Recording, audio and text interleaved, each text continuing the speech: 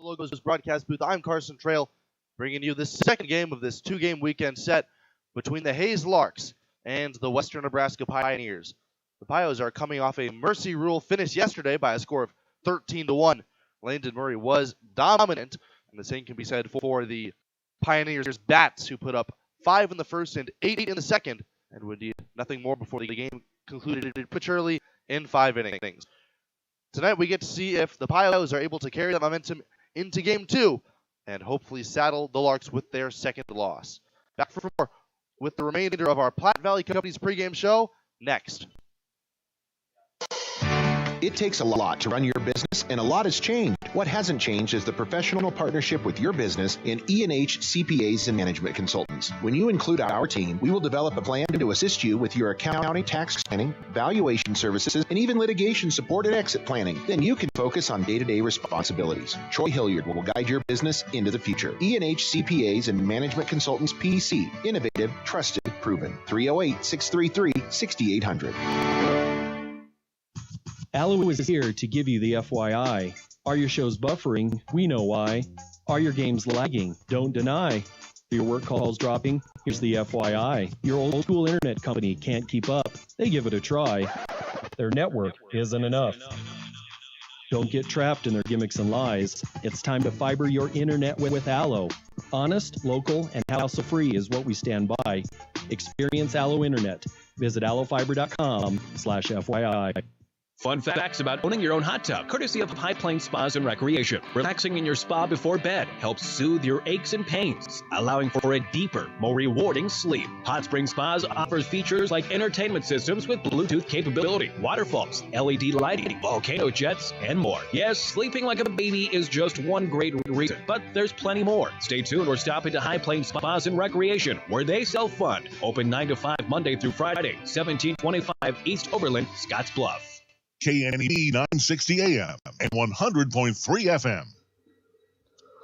Once again, from the Logos broadcast booth, this is our Scottsbluff screen printing pregame interview featuring the head coach of the Pioneers, Brandon Nelson. Nelly, thank you again for joining us. That was a heck of a performance that your guys put on last night after the offense put up a baker's dozen. It also helps that Landon Murray was absolutely dominant, punching out 8 in a complete start of 5 innings. Yeah, it was a lot of fun. I think we talked about it yesterday, how to stay up after a long layoff. And I think as much as we want to play as often as possible, those days off helped us. And you could see that we were energized. We were all over the place in a good way. Just really excited to be back in the baseball field, and it showed last night. And a little bit of a surprise today following the resounding victory. The pitchers got to take batting practice after Murray did not allow an earned run in those 5 innings. Yeah, typically you usually do a full shutout, but I felt that Landon had pitched well enough and no earned runs, and we made one mistake in the field that led to an unearned run. And I felt that, hey, the pitchers have really done well for us, and they've competed. And then Landon, that outing yesterday, I was just like, I can't take it away from him. So you should have heard the dugout once I announced it. They erupted, and it was a lot of fun. What does that mean to the dugout to have that extra energy with the opportunity to get a series sweep? It's awesome because the thing at the end of the day is you got to remember these are 18 to 22 to 23-year-old kids that are just out here trying to have fun. And when you give them, things like that typically, especially like in pitcher's case, they don't get BP. And it's just fun for them and fun for, the position guys too, to go out there and watch them take some swings and make fun of them when they make bad ones. And so it's just a good way to have some fun and just relax and not worry about anything else other than having fun. And we have a pretty exciting debut tonight. Speaking of kids, Ben Clark, only 17 years old, committed to Oakland University. He is going to be the DH for you, as you put in your lineup card tonight. You have him in the lineup even after the Baker's dozen, 13-1, the final score in yesterday's finish. What's so exciting about Clark that he can bring to the Pioneers, and why do you have him in the lineup tonight? So Ben is a monster. He is, for 17 years old, he's built like a 22-year-old who's been in a college weightlifting program. He's extremely strong. He's very talented. Bat-to-ball skills are really good. His BP today was phenomenal. He's just another exceptionally talented kid who's going to go to a good program, and much like Aiden Orr, hasn't played an inning of college baseball yet, and Aiden's been one of our best players. And And I think Ben's going to be right there in that mix. He's just a really good all-around player, and I'm very excited. And he's in, even though, Lang was in there yesterday. We got a doubleheader coming up in a couple days, and, 3-day trip, 4 games in Colorado. Try to give as many catchers as much rest as I can. And plus, it's not fair to really just throw Ben in behind the plate when he hasn't even caught a bullpen from any of our guys yet. And I didn't want to set him up for failure, so I said let's ease him in with some DH stuff, get some game action, and then he'll catch some pans to get more comfortable behind the plate. And on the other side of the battery, Dylan Krause is making his second start of the young season tonight. He gave up 2 earned runs and 3 innings pitched in his debut last week. What are you seeing from him that you like entering this appearance? I think he learned from that last outing. He was trying to be too perfect, like he was trying to hit spots, and while we want to, but we don't need to worry about aiming it, especially when you're a guy with his kind of stuff. Just go out there and throw it and let your talent and your ability work for you. And so today I think he's in a lot better mindset. I've been talking with him for the past week about it, and he seems to be much more ready to go in attack mode from pitch 1 as opposed to not trying to get hurt. He's just going to go after him with his strength instead of trying to pitch to a weakness or something like that. He's going to go with his strengths. All right, so we look forward to it very much, seeing him on the mound tonight. Coach, thank you again. This has been our Scottsbluff Screen Printing pregame interview. See Shane and his crew at Scottsbluff Screen Printing for all of your summer and fall sports needs. Up for more on our Platte Valley Company's pregame show, including the anthem and the lineups next. Maximize your vehicle's engine protection with professional-grade filtration at Russell's Automotive in Scottsbluff. When you have a MicroGuard oil, air, or cabin filter installed from Russell's Automotive, you will receive a prepaid Visa for each filter, up to $20 from now through June 30th. It's a simple, short rebate form that can either be submitted online or mailed in. Get up to a $20 rebate and save with your oil change service this summer. Request your appointment today by calling 308-635-4065 or by going online to russellsautomotive.com. Our producers know that running a successful operation these days requires having reliable service and quality products. That's why you can trust the knowledgeable people at Westco to provide you sound agronomic advice, aerial application, bulk fuel, lubricants, propane, tires, and other essentials to keep your operation running smoothly. Our priority is helping you succeed. Call or visit your nearest Westco location today. Westco. Service, solutions, success. Westco's your best value through and through. Wells Fargo Advisors, we've found that clients appreciate a planning process that adjusts to twists and turns of their lives. If you're rethinking your life's goals, Envision process can help you try on your ideas before committing to them. Maybe you're thinking about retiring early or starting your own business. Your Envision plan can tell you how adding a goal like that could affect your ability to reach your objectives. For more information, call Ryan Windhorst today at 632-7561. Again, that's 632-7561. Investment insurance products, not FDIC insured, no bank guarantee may lose value. Wells Fargo Advisor Trade Name by Wells Fargo Clearing Services LLC, member SIPC. KNEB 960 AM and 100.3 FM.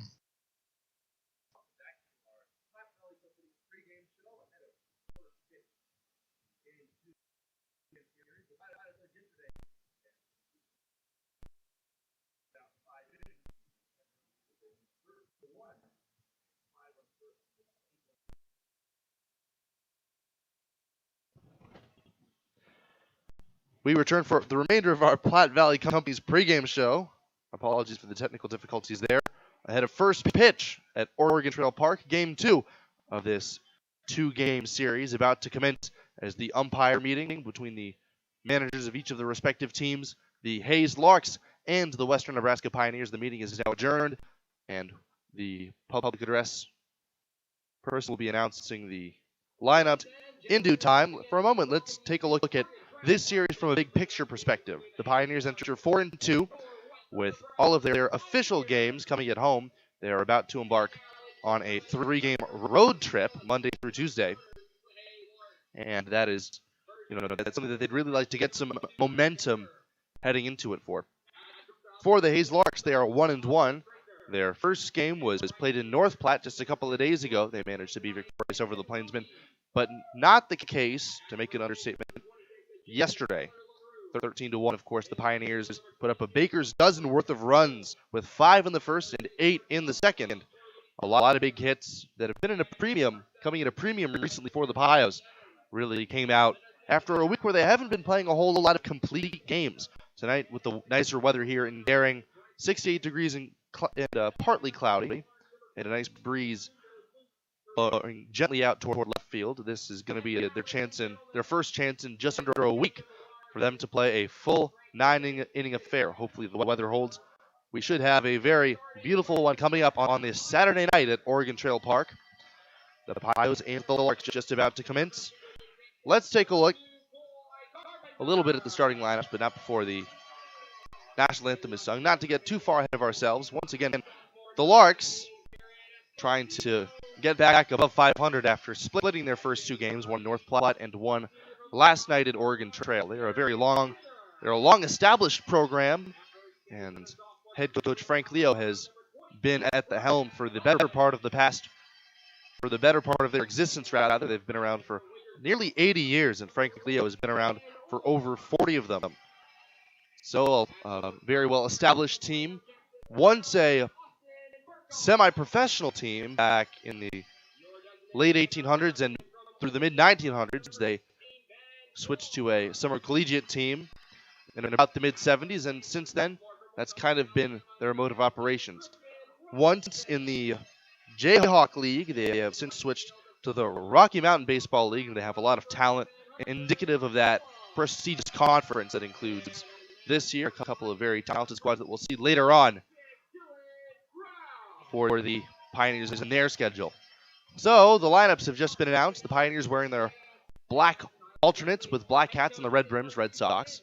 The Larks today wearing their road red jerseys with blue trim on the sleeves and gray pants. Now let's pause briefly for our national anthem. Brentley Crawford.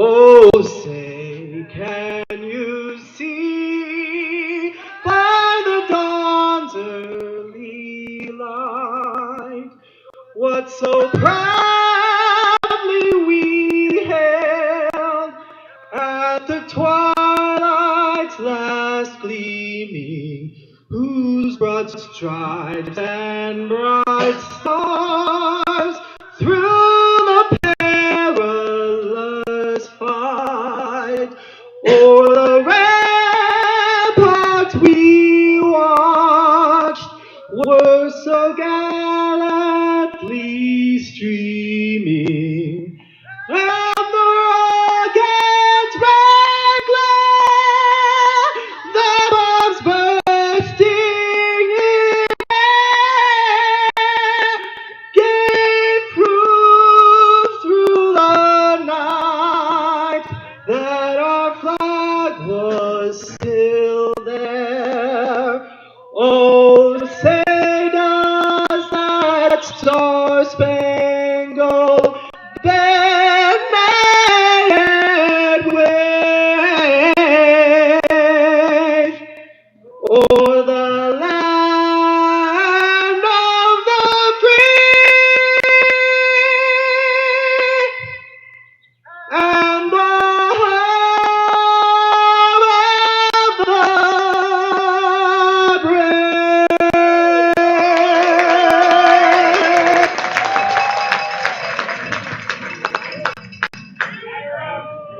Let's meet tonight's umpire. Let's take a look at the starting lineups for this evening's contest, which is about to get underway. First, for the visiting Hayes Larks, Trent Baker will lead off and play center field. Austin Strassner is batting second and playing shortstop. Damian Ruiz is in right field, batting third. Tyler LaRue is at first base, batting fourth. Garrett Gruel is in left field. He bats fifth. Luis Garcia is in the number 6 spot, playing third base. Brady Evans, last night's DH, is catching today and batting seventh. Peyton Ebbing, the opposite, last night's catcher, the designated hitter today for the Larks. He is batting eighth. And lastly, Bryce Evans rounds out this Hayes Larks lineup, batting ninth. For the Pioneers, it'll be Coy Carpenter batting leadoff and playing center field. Garrett Esposito batting second and playing left. Garrett Fisher today is catching and batting third. Brad Halleck at first base bats cleanup. Aiden Orr is playing second base today, moving back in from the outfield. He's batting fifth. Austin Burkhoff, the shortstop, is batting sixth. Ben Clark making his season debut for the Pioneers. The incoming freshman is the DH today, batting seventh. Griffin Robinson is back at third base. He is hitting eighth. And Hunter McCollum is in right field for the first time this season. He is batting ninth. And on the hill is going to be Dylan Kraus, the 6'4", 211-pound freshman out of the University of Dallas. Hailing from Aubrey, Texas, he made 9 starts and 13 appearances in his freshman college season. 60 innings pitched, 57 strikeouts, and 22 walks. So he's a guy with good stuff, typically more of a pitch-to-contact guy, and as you heard on our pregame show, that is really when he thrives, is when he is attacking the zone with all 3 of his pitches, and it is when he is getting ahead in counts. That was a little bit of a struggle for him in his previous outing. He allowed a couple of earned runs and only 3 innings pitched. He settled in nicely after his first inning against North Platte, but he'll look to be a little bit more aggressive and not try to be too fine today. That's our key to the game, presented by Team Auto Center, home of the lifetime warranty on every new vehicle from Team Auto. So Dylan Kraus trying to attack the zone early on against Trent Baker, a right-handed batter. The first pitch is a little sinking fastball below the knees, taken for ball 1. The 1-ball, no strike pitch is swung, and a little jam shot out behind second base, or waves off the shortstop Burkhoff, and he makes the catch. That's how this game gets started. A simple pop out and a quick first out for Kraus. The defense behind Kraus, just to give you a little bit of a recap, the outfield from left to right is going to be Garrett Esposito, Coy Carpenter, and Hunter McCollum. Good arms on the corners. Griffin Robinson is at third base. Austin Burkhoff is at short. Aiden Orr is at second. Brad Halleck at first, and Garrett Fisher in the squat, putting down the signs as the first pitch to Austin Strassner is up and away, missing for ball 1. Game 2 of 3 just underway here at Oregon Trail Park. The sun is shining down for the first time in what feels like a while at first pitch, and there's a strike with the fastball on the outside, 1-1. The Pioneers are finally hoping to play a full 9 innings. They had 2 contests postponed or rescheduled earlier this week as a fastball misses inside by plenty to Strassner. Strassner, a left-handed batter. He went 0 for 3 last night and is hitless on this road trip. The 2-1 is a called strike right at the knees. And Strassner even the count against Dylan Kraus. Infield playing straight away. Aiden Orr and Austin Burkhoff especially. The pitch on the way is up and outside with the fastball, and it's 3-2. So Kraus, trying to avoid losing his first man, will have to likely come in with the challenge. Now he winds, and the tall right-hander throws, and it is swung and missed, strike 3. That was a breaking ball, and Austin Strassner was way out in front. That's the first strikeout for Dylan Kraus, and it comes at a good time here in the first inning. So now Damian Ruiz. Ruiz batting right-handed, lots of power. Not all that big of a guy, at least when you see him from the press box, but he is very athletic. And he takes a strike, a fastball at the knees, and it's 0-1. 2 outs here on the top of the first, nobody on. Tyler LaRue, the powerful first baseman, is on deck, and there's a swing and a miss. And Ruiz is way behind in the count, 0-2. That was the breaking ball again. Starting about belt high and then dropping down and out of the zone. Now Ruiz scoots up on the plate, chokes up on his bat a bit. Here's the pitch. On the inside, rather, that was inside enough so that it hit the batter, Damian Ruiz. That one looked to be pretty close to the strike zone, and I wouldn't be surprised if Brandon Nelson would come out saying that he leaned into it. Now batting for the Larks, number 26. He puts his hand up, and he has a quizzical expression on his face as now the home plate umpire and the field umpire will convene here. So if all stands, which it likely will, and it does, that would mean that Tyler LaRue would have a chance to hit with the runner at first. LaRue took a called third strike to end last night's affair. He's a very well-built and strong first baseman, batting right-handed.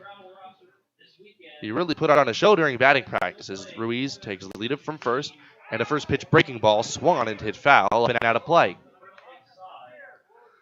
So Ruiz, at first, after crowding up the plate just enough for Kraus to put him aboard. No balls, 1 strike. LaRue, open stance, kind of crouches down, which deceives you as to what his real height is. Swings and misses. That's a good breaking ball. Nothing in two. Tyler LaRue kind of cocks his head as though emptying water from his ears. He is back in the box, hopefully going to adjust after the pair of breaking balls.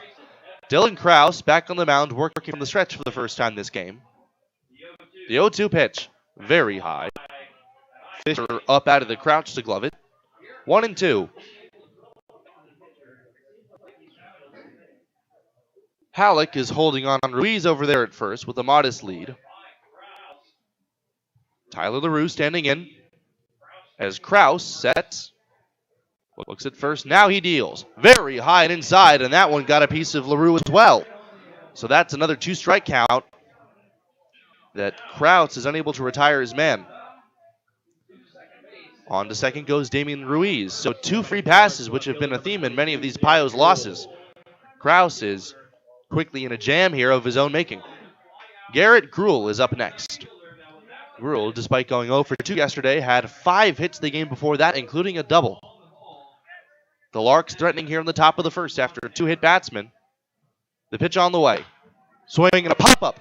Out into right center field, shallow. In comes McCollum. He's under it. And he makes the 2-handed catch to retire the side. So not as easy of an inning as it looked to be after the first 2 men were retired. No runs, no hits, 2-hit batsmen, no errors, and 2 men stranded for the Larks. As we head to the last of the first inning, it is the Larks nothing, and the Pioneers coming up on the West Coast scoreboard. Advantage Chiropractic Acupuncture Scottsbluff supports the Western Nebraska Pioneers, treating your chiropractic needs from newborn to 100 years old. Dr. Levi Bolin can treat all your hurts, pains, aches, and injuries. If you're experiencing pain in your head, neck, shoulders, arms, mid, or lower back, or down your legs, call for an appointment today. Advantage Chiropractic is also fully certified with Anthem VA. If you know a veteran that needs chiropractic care, call Levi today. Advantage Chiropractic and Acupuncture, 308-633-1425. Go Pios.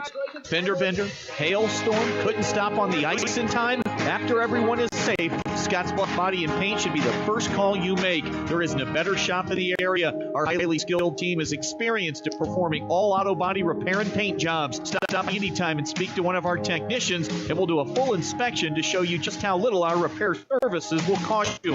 Our work is not complete until your car is safe and you're on the road again.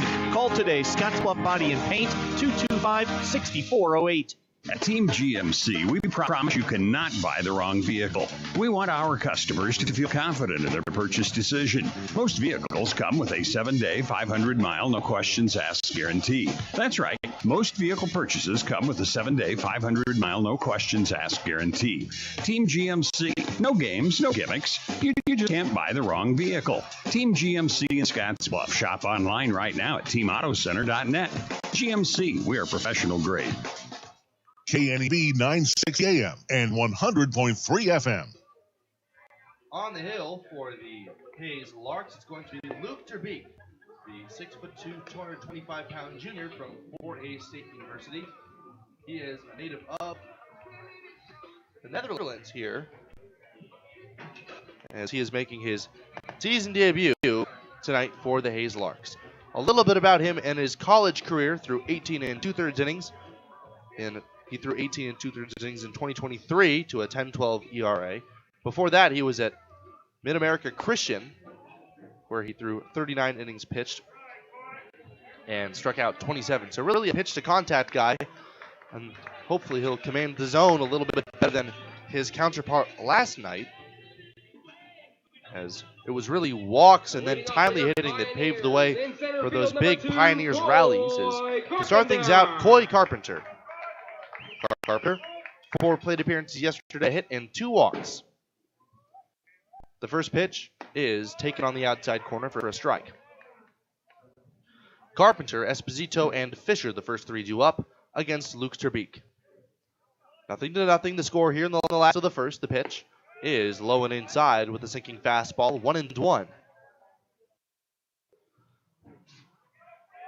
Carpenter batting left-handed as per usual.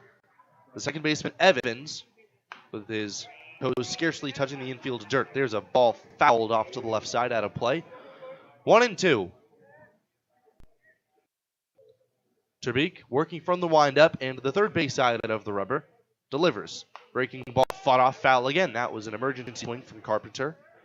But a guy who's so well known for his bat-to-ball skills, in addition to his plate discipline, doing a good job of spoiling what was sure to be a called strike 3.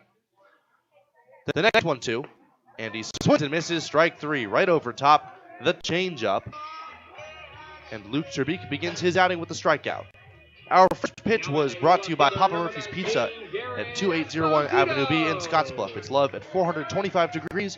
And don't forget to register for the Papa Murphy's Text Club for a sweet deal. Now, Garrett Esposito will stride in after a game in which he reached multiple times safely. A hit, a walk, and a hit batsman, and a hit by pitch. He scored twice. One out here in the home first. The pitch on the way is swung on and missed. First pitch off speed from Terbeek. The defense behind him, the outfield from left to right, Gruel, Baker, and Ruiz, as Terbeek winds and throws, and the changeup taken low and away. Ball 1. Luis Garcia is at third, Austin Strassner at shortstop, Bryson Evans at second, Tyler LaRue at first, and Brady Evans, no relation, the catcher. And there's a swinging strike 2 as Esposito chased a fastball off the plate away. 1-2. Esposito, right-handed batter. He's got some power, and he has multiple home runs this year, coming in a single game against North Platte. The 1-2 is a breaking ball taken below the knees. Esposito kind of sunk down in his stance, watching that one go by. The next pitch, the 2-2 from Terbeek, is swung and popped up foul down the right side out of play. A couple young fans, including a member of our game day staff, running after it. Esposito trying to reach as the first base runner of the day for the Pioneers. The 2-2 is swung on a missed, strike 3. 2 straight strikeouts on the changeup for Terbeek. So Terbeek really not shying away from mixing in his off-speed early on in this game. And with 2 men out, it's Garrett Fisher. Fisher has really been all over the place in terms of where his defense has been. I'm only talking about in terms of his positioning. He's made appearances at third, at second, at catcher. And I believe yesterday he was in right, or rather, at second base. There's a called strike over the inside corner with a fastball. 0-1. The pitch on the way is a fastball missing high. Terbeek looks to be loosened up here. Fastball from a pretty high release point. A little bit difficult to pick up with its speed. 1-1. Fisher waits and takes a sharp slider down and away. Too low for him to even think about, but still a good job of just kind of a show-me pitch from Terbeek. Still competitive. The 2-1. Here's the windup. And a fastball is low, 3-1. Fisher was hitless yesterday, but his effort that resulted in multiple base on balls played a huge part in the Pioneers' rallies. Infield playing back. Fisher, powerful right-handed hitter. The 3-1 is dribbled foul toward the on-deck circle. Brad Halleck reached for it, but it clanged off his hand and trickled gently away. Halleck would hit next if Fisher were to reach base. Terbeek, who's been relying heavily on the changeup, the payoff, and a fastball, a late swing, and a lift out of play. It looks like Fisher had that changeup in mind as well. 0-0 the score. Bottom half of the first inning. The Pios playing for a 2-game sweep. Fisher waits as Terbeek winds and throws. Breaking ball, called strike 3 right on the inside corner. That was tunneled as though it were a fastball at his head. And although Fisher did not get out of the way, he certainly did not swing. So a called strike 3. Terbeek strikes out the side. 1-2-3 go. The Pioneers as we head to the second in a scoreless ball game on the West Coast scoreboard. It's time to change up your pizza nights because Papa Murphy's now offers calzones. Whether you try their Buffalo Ranch chicken, pepperoni, and mozzarella or create your own, each one is hand-braided and filled with the freshest ingredients tucked into their scratch-made dough. Then you bake it to golden perfection so you can enjoy it hot out of your oven. It's the perfect addition to every take-and-bake occasion. So get your hands on a calzone today from Papa Murphy's. Order now at papamurphys.com.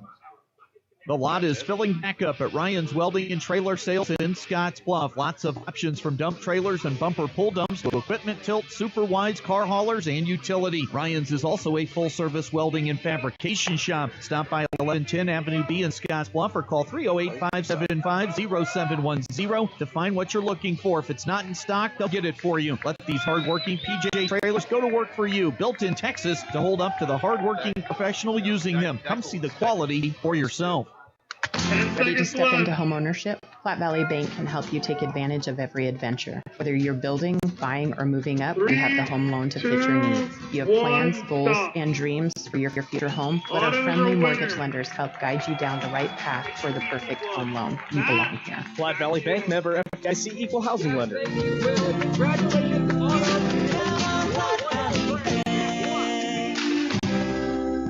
Community banking for you. KNEB 960 AM and 100.3 FM. So, Dylan Krause back on the mound wearing the alternate black jersey for the Pioneers. He begins his second inning of work after he kind of had to pitch his way out of a jam. A couple of hit batsmen, but ultimately nothing more for the Hayes Larks. They will send Luis Garcia, Brady Evans, and Peyton Ebbing as their first three duo up. No score here in the top of the second inning.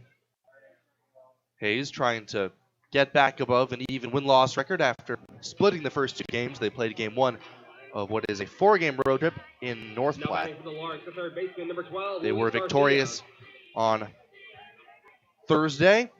And then they dropped game one, 13-1 in 5 innings to the Pioneers yesterday. So Luis Garcia trying to get his side on the board first, squares to bunt and bunts one down the third base side. Coming in charging Robinson, but he gloves it wisely in foul ground.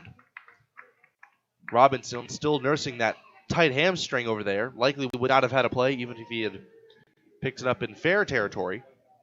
Garcia, who got a good break out of the box, was too far up the line anyway. I don't think there was any situation in which Robinson were outright able to make that play. 0-1. Krause, the righty, heads back to work. Here's the pitch. Swing and a bouncing ball to the left side. Charging in the shortstop, Burkhoff. Across his body, he snaps throw to first. Not in time, and in fact, Brad Halleck was pulled off the first base bag. That was a very tricky look for the first base umpire, but he made the call very decisively. It is going to be an infield single, the first hit of the day for either side.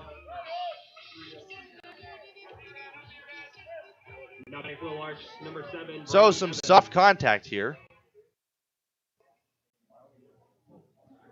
And that is the first hit and first earned base runner, I guess you could say. As the first pitch, runner takes off, swing, a high pop-up behind home plate on the infield. And Fisher will give this one a look, but ultimately it clangs off the roof and nearly gets a piece of one of our staff here, Austin Anderson. That hit off the tin roof of the press box with a loud clank. I thought for a moment that Fisher had a play on it, but ultimately it was well out of his reach. 0-1 to Brady Evans. Evans hitless yesterday with a couple of strikeouts, now facing Dylan Krause. Krause sets out the letters, steps off, throws to first, and a little bit low, but no problem over there for Halleck. 0-1. Garcia at first, runs well, step off another throw to first, this one a bit closer. Once again, Garcia in there with the dive and safely. No score here in the top of the second. The Larks trying to take their first lead of this two-game series. The pitch on the way is a neatly placed fastball for a called strike right on the outside corner.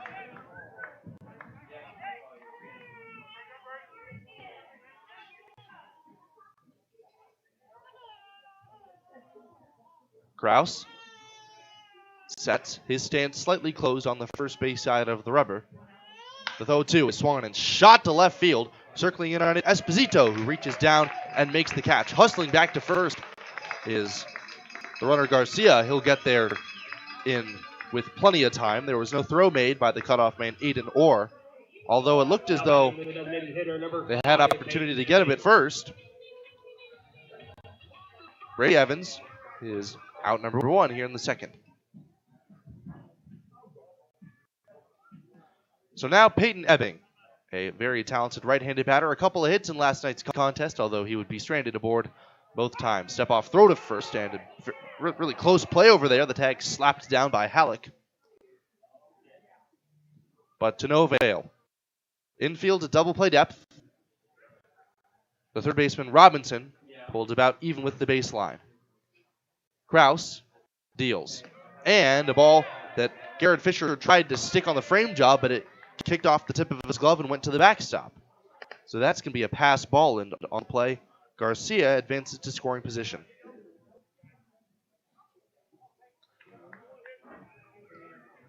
Fisher visibly frustrated with himself on that one. 1-0, runner in scoring position for the second straight inning for the Hayes Larks. One out, Garcia now at second base.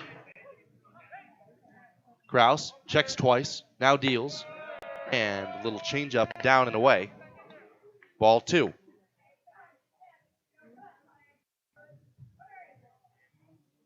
Peyton Ebbing, a catcher from Tennessee, not participating in his team's regional. He swings and hits hard on the ground through the left side, a base hit. Esposito comes in charging, rounding third and coming toward the plate. Garcia, the throw comes in and it is cut off by the third baseman Robinson. It is an RBI single for Peyton Ebbing, his third hit this series, and it's 1-0 Larks here in the second.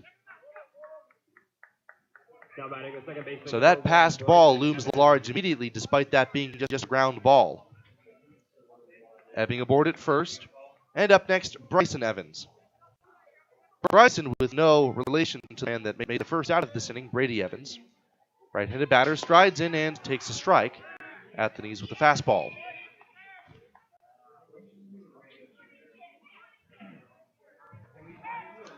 And a step off and a throw to first. Ebbing, the DH today with catcher speed, dives back in safely. Evans, the number 9 hitter, with Baker behind him, who started off this game with a pop-out. Here's the pitch, and the breaking ball over the outside corner, and it's 0-2.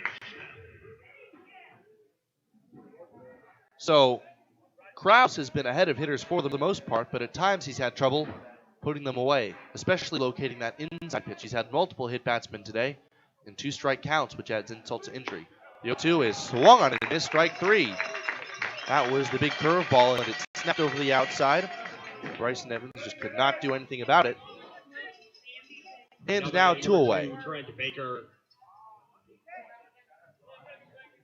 Up next, Trent Baker.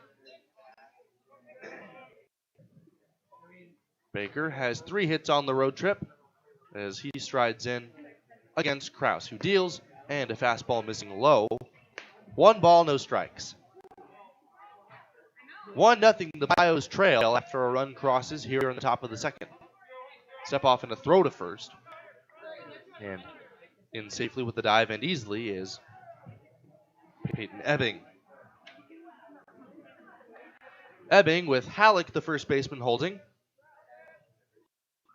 Kraus deals and misses very high with the fastball, 2-0.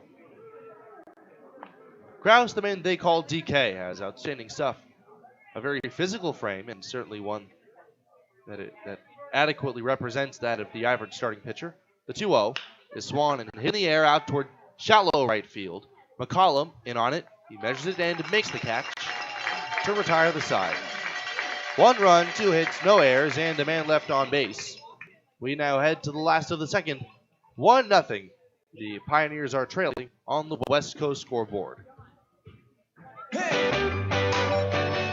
Just as a river ebbs and flows, so does life, and Riverstone Bank is here to be your lifeboat. Hi, I'm Christy Peterson, and with almost 13 years of lending experience, I would love to be able to help you crest any wave you are facing. Whether you are in need of a commercial or personal loan, I am here to support you. Stop into Riverstone Bank at 1540 10th Street in Gearing, and let's talk. We're local, and we love our community. Riverstone Bank, member FDIC.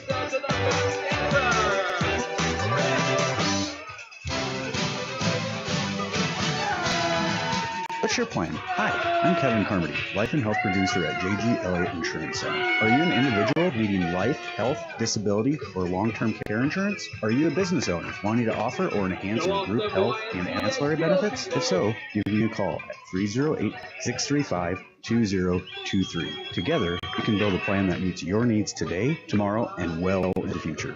J.G. Elliott Insurance Center, a Platte Valley company.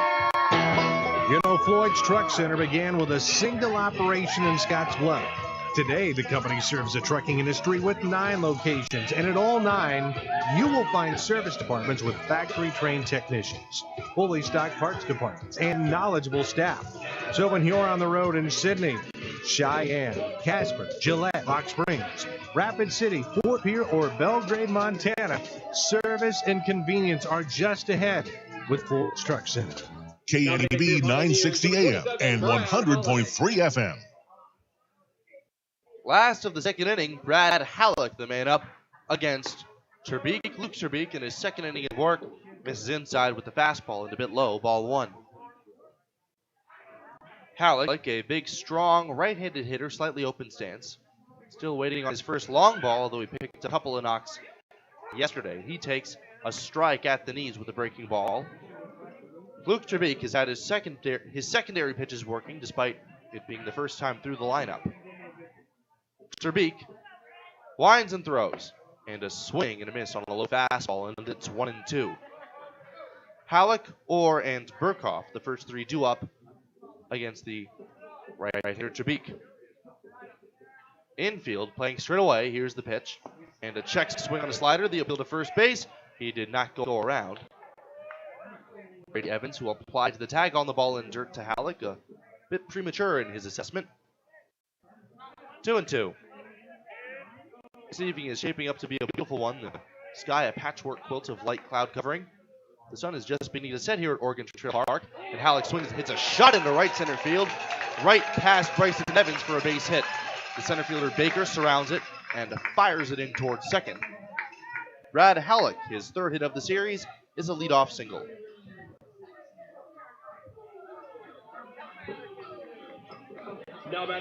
So, a nice start to the inning as the Pioneers are trailing by 1. It's now the very dangerous Aiden Orr. Orr, master of the 3 true outcomes yesterday, went 1 for 2 with a 3-run home run and a walk. He was responsible for 4 of the 13 runs driven in. And a step off and a toss to first by Terbeek, not nearly in time to get Brad Halleck. Orr, a strong left-handed batter. And now Brandon Nelson has come down from third base. He's having a word with the home plate umpire. I'm not certain as to the subject matter. A quick and curt pat on the shoulder from the home plate umpire, and back goes Nelly toward the third base coaching box.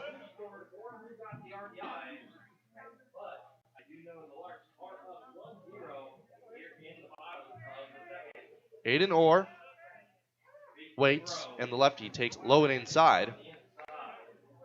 A different look for the right-hander Terbeek.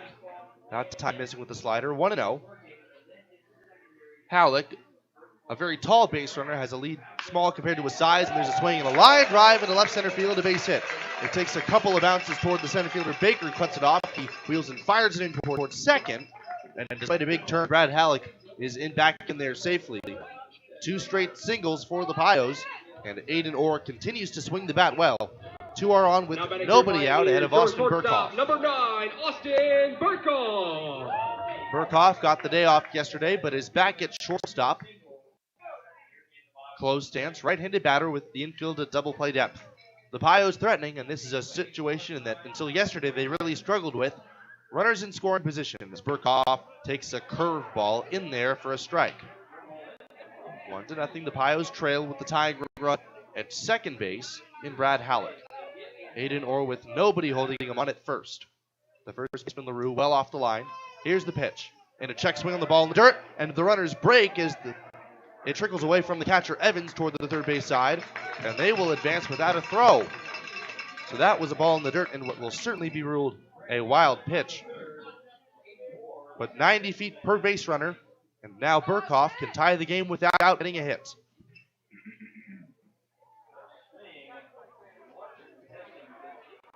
One ball, one strike.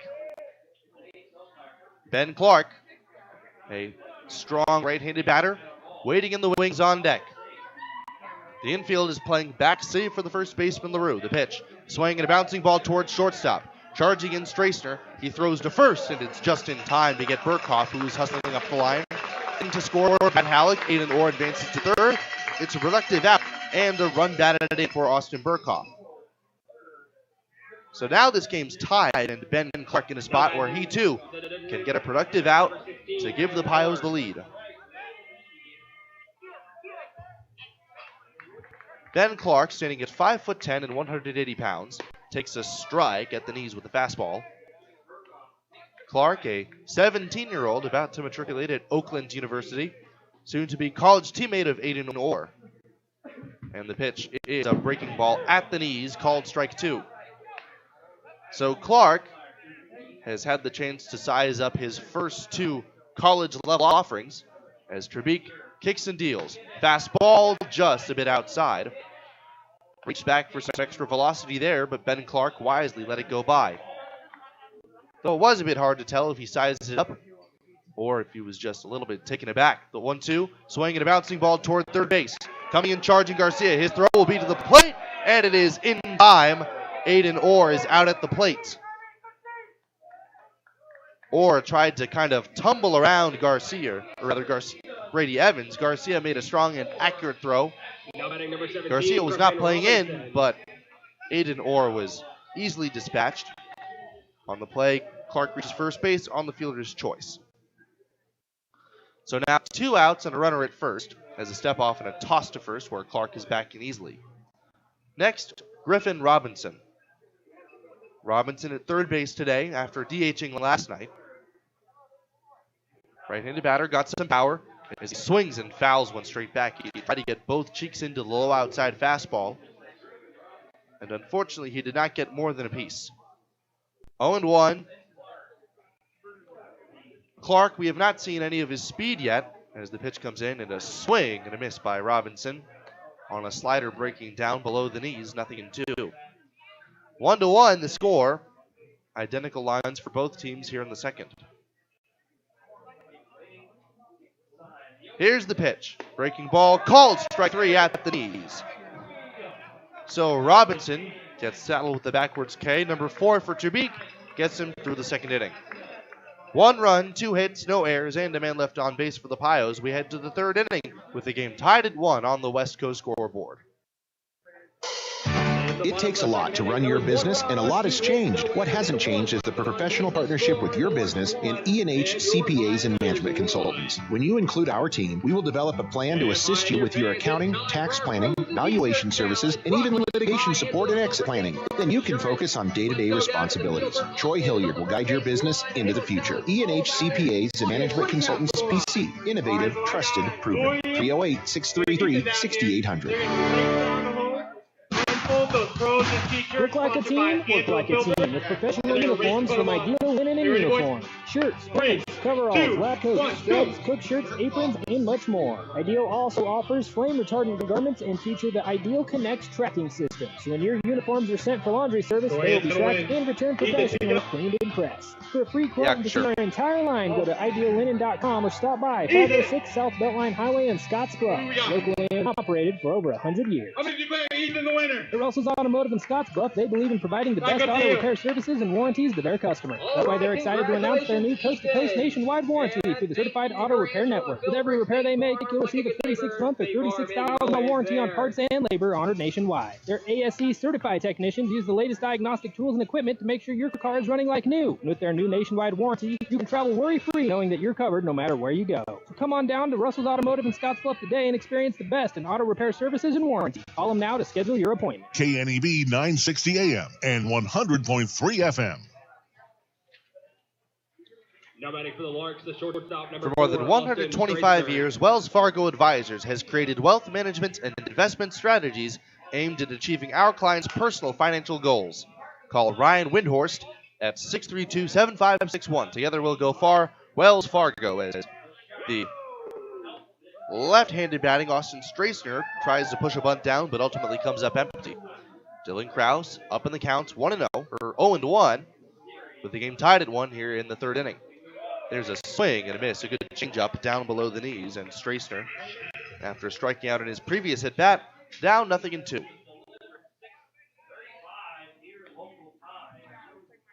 The 0-2 on the way, and it is swung and fouled right off the front shin of Austin Strassner, and it's still 0-2. A painful way to stay alive, although perhaps a couple of nerves in one's front shin are dead. Strassner needing to walk things off. That's the reason why many a batter opts to wear the shin guard fitted to one's front leg. Still 0-2. Strassner, Ruiz, and LaRue, the 2-3-4 hitters, due up in the third. The windup and the pitch is hit deep down the left field line. Well foul, though, past the Pioneers bullpen, and it did not even have the home run distance. Strassner manages to stay alive. Krause gets his sign, now quickly winds and throws. Fastball a bit outside. A competitive pitch, but not close enough to get Strassner to swing at it.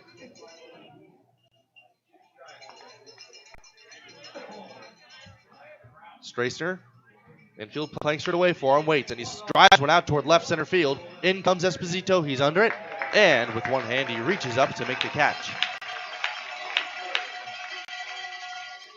So, a nice way to start the third with a fly out. And Krause will face Damien Ruiz. Ruiz was down in the count 0-2 before he was hit by a pitch a bit unceremoniously. Krause hoping to set him down for the first time this game. He winds and throws, and a swinging strike with a good changeup.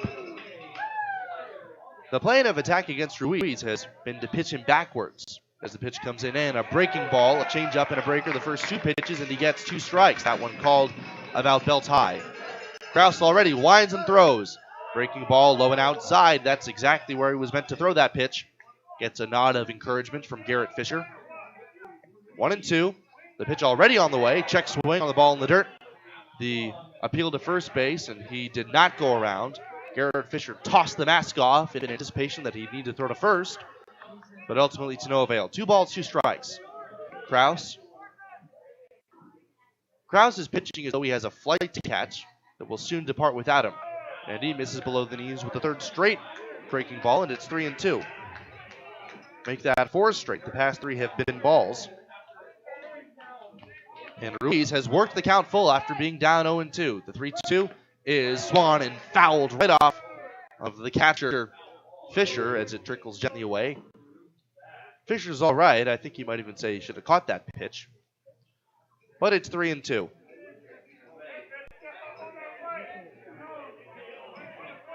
Here's the pitch, and it is swung on and missed, strike 3. That was the big curveball. Strikeout number 3 on the day for Krause. And with 2 gone in the third, here is Tyler LaRue. Now batting for the Larks, number 26, Tyler LaRue. So now Tyler LaRue. He, much like his predecessor, was hit by a pitch in his first at-bat. The powerful right-handed hitter takes a strike right over the outside corner. Pios 1, Larks 1 here at Oregon Trail Park.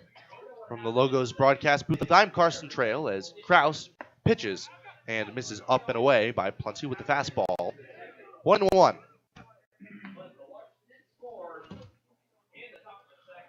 Hunter McCollum, and then the top of the order due for the Pios when they come to bat in the third. Swinging a sharp ground ball towards short. Burkhoff up with it, takes his time, and throws a bit wide to first, but Halleck was able to keep his foot on the bag as it pulled him a bit up the first base line. No trouble for him, though. 1-2-3 go the Larks in the third inning, as the score is tied at 1, heading to the last of the third on the West Coast scoreboard. pickup truck, sports car, motorcycle, minivan, townhouse, two-story, farmhouse, fixer-upper. What you drive and where you live is different for everyone, so it's important to have insurance that fits your needs and is just right for you. At Shelter Insurance, we understand that, which is why our agents help you design a comprehensive auto, home, and life insurance plan. Insurance that fits just right.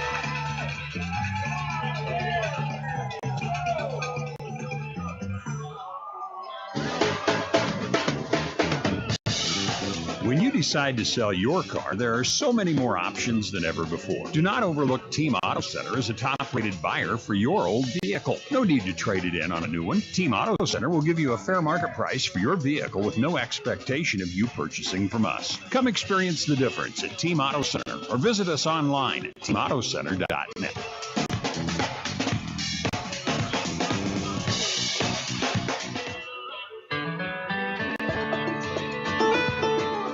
Garden Fresh Strawberry Sweetness at Perkins. You know it the moment you step in the door. Perkins Restaurant and Bakery welcomes you, and right now enjoy Perkins Strawberry Freshtables, strawberry waffles, French toast, pancakes, and crepes, fresh strawberry, walnut, and grilled chicken salad, and end your meal with a piece of fresh strawberry pie. Summer means strawberries at Perkins. You come to the right place. Perkins Restaurant and Bakery. Bring your appetite. We'll take care of the rest. Highway 26 and Avenue B in Scottsbluff.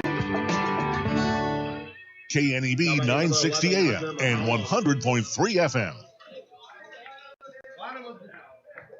Bottom of the third inning, Hunter McCollum, the shortstop turned right fielder, takes a strike at the knees from Luke Terbeek. Terbeek with a nice outing for himself, a much improved one over Carson Jacobs, last night's starter for the Larks, and a ball missing down and out of the strike zone, a sinker. 1-1. McCollum still found a way to contribute despite not recording a hit. He stole chases and walked, and he takes a strike. 1-2. That was the breaking ball over the outside corner. McCollum, and then the top of the lineup due for the Pioneers as he reaches for a slider low and just dribbles it out of play.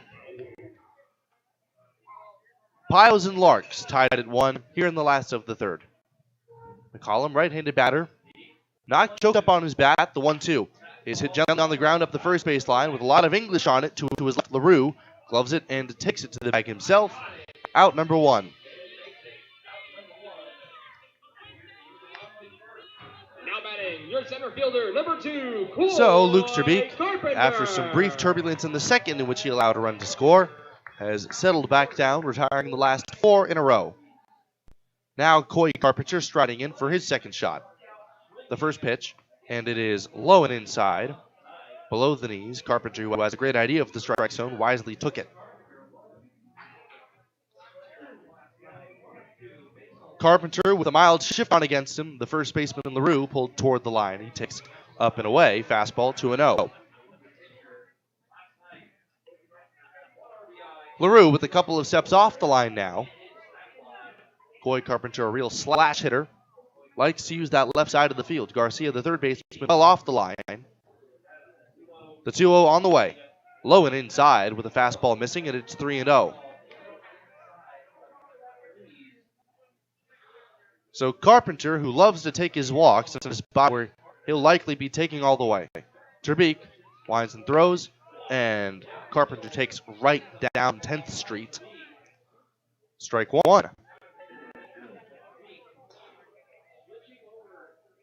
Terbeek winds and throws as he swings and hits a shot foul down the left side into the Pioneers bullpen. Terbeek, the native of the Netherlands, facing off against Coy Carpenter.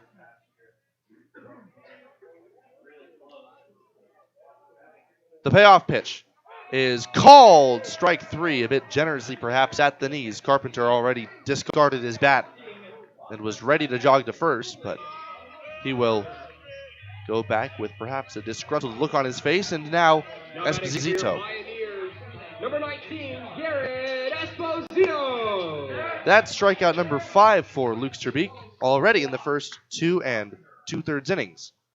1-1 here in the last of the third. The pitch to Garrett Esposito is swung in a little bouncer towards shortstop. Charged by a Stracer. He barehands, throws across the body to first. Way too late as it bounces in to the first baseman, LaRue, anyway. That's the kind of hit ball where you're a little bit surprised to see the shortstop Stracer even make a throw. Esposito runs very well, and even if it had been a clean throw, it's not likely that they would have had him anyway. So, the third hit of the game, and it is an infield single for the Pioneers. Up next, Garrett Fisher. Fisher took a called third strike back in the first inning. Here in the third, trying to keep the cause alive with Esposito, who runs very well over at first. As he takes high, Fisher does, 1-0. Russell's Automotive, your family owns go-to for all your quality automotive repair needs. Russell's Automotive, as Fisher swings, and it's a shot, or rather a little kind of a flare out the end of the bat toward left field, in for a big hit. It fell in front of Gruel, who comes in and lobs it in toward the shortstop. Stopping at second is Esposito. And that paves the way for the very dangerous Brad Halleck. I labeled that as a shot off the bat because it certainly sounded like it, and it had the angle off the bat where it would carry out toward the gap, but ultimately off the end of the bat. Gets the job done for Fisher, though, and we'll see if Halleck can do his. He had a 2-run base knock yesterday. One of the big hits with runners in scoring position as he chases a slider in the dirt, smothered by Evans, where it kind of kicks out in front of home plate as though it were a bunt. He smothers it, and both runners will have to hold. Esposito at second, Fisher at first. Halleck with a single back in the first, trying to replicate his results against Luke Terbeek. 1-1 the score as Halleck swings and misses at a good slider down below the knees. Now Halleck will have to shorten up and battle back. Hayden Orr with the single of his own waiting out on deck. Halleck slightly open stance. Righty on righty. Here's the pitch. Slider a little bit low. 1-2. Esposito with a lot of speed at second. Fisher a lot of athleticism. Translates to speed as well, despite him being behind the plate today. Nobody holding the runner at first. The pitch on the way. Low and outside. And it's 2-2. Deuce is wild here in the third. 2 on, 2 out, and a 2-2 count. Shadows beginning to grow long, making for some treacherous conditions for every batter. The trees down the third base line. Stripe the field with some darkened tints. The pitch on the way is swung on and missed, strike 3. Tied him up in knots with a fastball. The 6th strikeout in 3 innings for Luke Terbeek, and the side is retired. No runs, 2 hits, no errors, and 2 men stranded. A 2-out rally is all for naught for the Pioneers. We head to the 4th inning. The score is 1-1 on the West Coast scoreboard. Spring has sprung, and High Plains Spas and Recreation remind you that it's time to de-winterize your boats and RVs. The professionals at High Plains Spas and Recreation not only de-winterize your system, that's flushing the antifreeze, protecting your plumbing in your RV, and the cooling system in boats, but they can repair and service all the systems, including the electrical, EC, and heating and plumbing, to ensure that your boat or RV is ready to go when you are. High Plains Spas and Recreation, open 9 to 5, Monday through Friday, 1725 East Overland, Scotts Bluff. Dooley Oil has been providing great service since 1968. You can find us located at 2475 10th Street in Gearing, with a total of 5 locations to serve Wyoming, Nebraska, and Colorado. Hi, this is Brian from Dooley Oil, letting you know that we have hydraulic, coolant, and engine oil, as well as grease in stock and on hand. Our drip oil and Blue Ribbon Death comes in a variety of sizes from 2.5s to totes. Delivery available. So for all your ag, commercial, lubricants, and fuel needs, trust the folks at Dooley Oil. Thank you for your patronage. Dooley Oil, committed to you. Why not show it off? You take pride in your business, your team, your customers. Why not show it with help from Scottsbluff Screen Printing and Embroidery? Custom banners and flags are tremendous promotional tools, but they can also help you out with pins, magnets, koozies, and just about anything you can think of. If you have it in mind, Scottsbluff Screen Printing has many great options. They also build custom trophies, plaques, medals, and more. If you can say it, they can print it. Get in the zone with Scottsbluff Screen Printing, 1813 Broadway, Scottsbluff. KNEB 960 AM and 100.3 FM.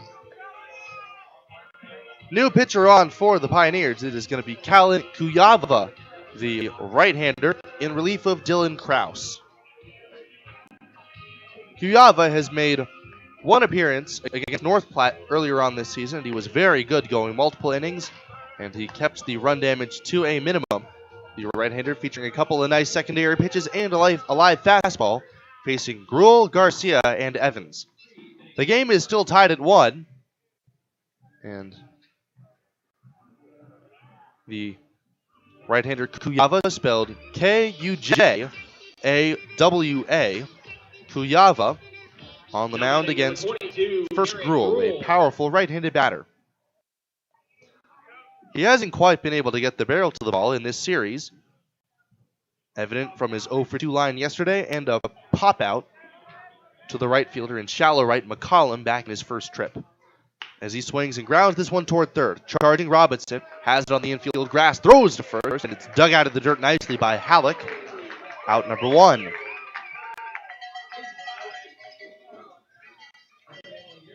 So Garrett Gruel is 0-for-2, making the way for Luis Garcia. Garcia singled and scored the only run of the game thus far for the Hayes Larks. The game tied at 1 here in the 4th inning.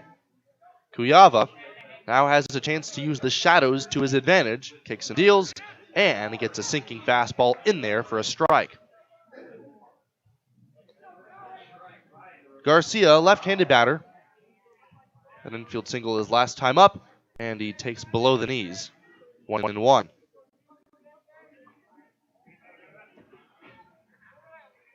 Base is empty, 1 man out. Kujawa deals, and a well-placed sinking fastball at the knees on the outside corner. 1-2. Garcia, the talented third baseman, waits and swings and bounces this one to the left side as well. Burkhoff, the shortstop, charging, quickly slings it to first in time. And a couple of bounce outs issued by the sinker baller Kujawa, making way for Brady Evans.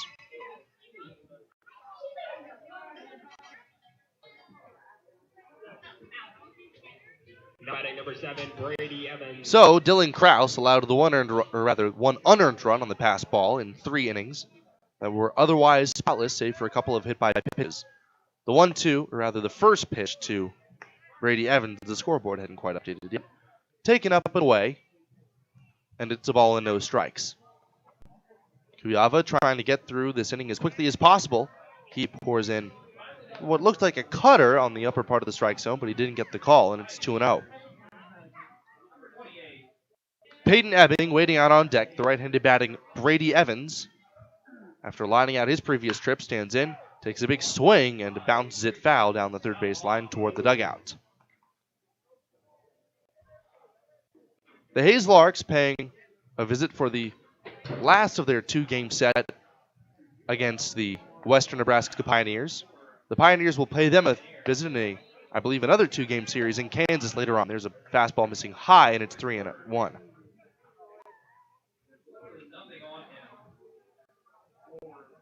The Pios trying to get the win to wrap up the homestand. The 3-1 is bounced down the third base line, foul. A sinker at the knees, and Evans unsuccessful in trying to dig it out. 3 balls into 2 strikes. 1-1 the score, bases empty for Brady Evans. Kujawa sets first base side of the rubber, now deals. Slider, just got a piece of it and hit it foul. Got a piece of the catcher Fisher there. Couldn't quite squeeze it, 3-2. On deck, Ebbing, as we've already mentioned, who has a hit this game and a run batted in. Kujawa looks in, a shake of the head. Now he sets at the letters. Here's the payoff. Slider struck him out swinging. So Kujawa with a very, very nice inning. A strikeout and a 1-2-3 frame as we head to the last of the 4th. 1-1 to score on the West Coast scoreboard. Byers Realty has been helping people in the community find their dream home since 1994. If you're looking to buy or sell your home, our friendly team will put in the work to reach the finish line. We also do property management for buildings in Scotts Bluff, Gearing, and beyond. You can find an extensive list of our properties by visiting our website at callbuyersrealty.com or visit us at our Scotts Bluff offices on Avenue B, next to Bumper. Panhandle's best, Byers Realty. Community strong, community proud. We have what you're looking for. Okay. Yeah. Wells Fargo Advisors has been built around a deep respect for planning. Our commitment to helping you plan effectively, invest wisely, and map a realistic course to your future is nowhere more evident than our Envision planning process. Put the process to work for you, and we'll be with you every step of the way. Call financial advisor Ryan Windhorst today at 632-7561. That's 632-7561. Investment in insurance products not FDIC insured. No bank guarantee may lose value. Wells Fargo Advisors is a trade name used by Wells Fargo Clearing Services LLC, member SIPC. Right now at Viera Wireless, we're celebrating the season of our loving moms, our hardworking dads, and our new and hopeful grads. Show them appreciation with one of our best deals ever. Get half off any tablet when you buy a phone with the new or renewed line. That includes the latest generation tablets from Apple and Samsung. You can also get them a new Samsung Galaxy S23 on us when you buy another one with trade-in. For more information, visit your local Viera store today. Restrictions apply. See store for details. KNEB 960 AM and 100.3 FM. Contact Jennifer Udialis, your local 5-star lender, with Castle and Cook Mortgage for a simple, friendly, and fast loan process. For your home purchase or refinance, contact Jennifer today. Castle and Cook Mortgage, the key to your castle. One apiece here in the last of the fourth inning as Luke Trbeek heads back to the mound to face Aiden Orr. The Pios have twice as many hits as the Larks, but have been unable to surpass them in runs as of yet. Aiden Orr, with the kind of power as a left-handed batter, and a chance to change that with one swing. That certainly won't be his goal, though. He had a nice at-bat that resulted in a single his previous plate trip. The first pitch, and he swings and hits one hard on one hop to the shortstop Straisner. With plenty of time, he shades toward the middle, and he throws out at first. So Orr hit that one very hard, but ultimately is a quick out for Luke Trbeek. Up next, Austin Burkhoff. Burkhoff made a productive out his previous plate trip, and he drove in a run. What to this point has been the only one of the day for the Pioneers. Pios trying to sweep the Larks today. First half to get in the lead, and there's a sinking fastball away. Below the knees well, ball one. The pitch on the way. Swing and a bouncing ball towards second. Evans has it. His throw to first in the dirt, and he just gets him in time. Burkhoff hustling up the line, but in any case, it is a quick couple of outs for Trbeek, and now Ben Clark is probably going to take a little bit longer of an at-bat, take a few pitches. That gives us a chance to talk a little bit more about him. 2 outs, nobody on. Clark, we talked about how he's entering his freshman year as he swings the first pitch, a little bit unexpectedly after the first two were swung at this inning, and he fouls it straight back. We've heard Coach Nelson speak so highly of him because of his polish. Very well-built frame, despite only being 17 years of age, and the athleticism and pop to match. He takes a called strike at the knees with the fastball, and it's 0-2. Pios and Larks deadlocked at 1 since the second inning here in the fourth. The 0-2 is taken a little bit outside. Far enough away so that Clark was able to lay off it with some confidence, but close enough that some of the infielders were anticipating a strike 3. There's a swing and a miss, strike 3 on the breaking ball.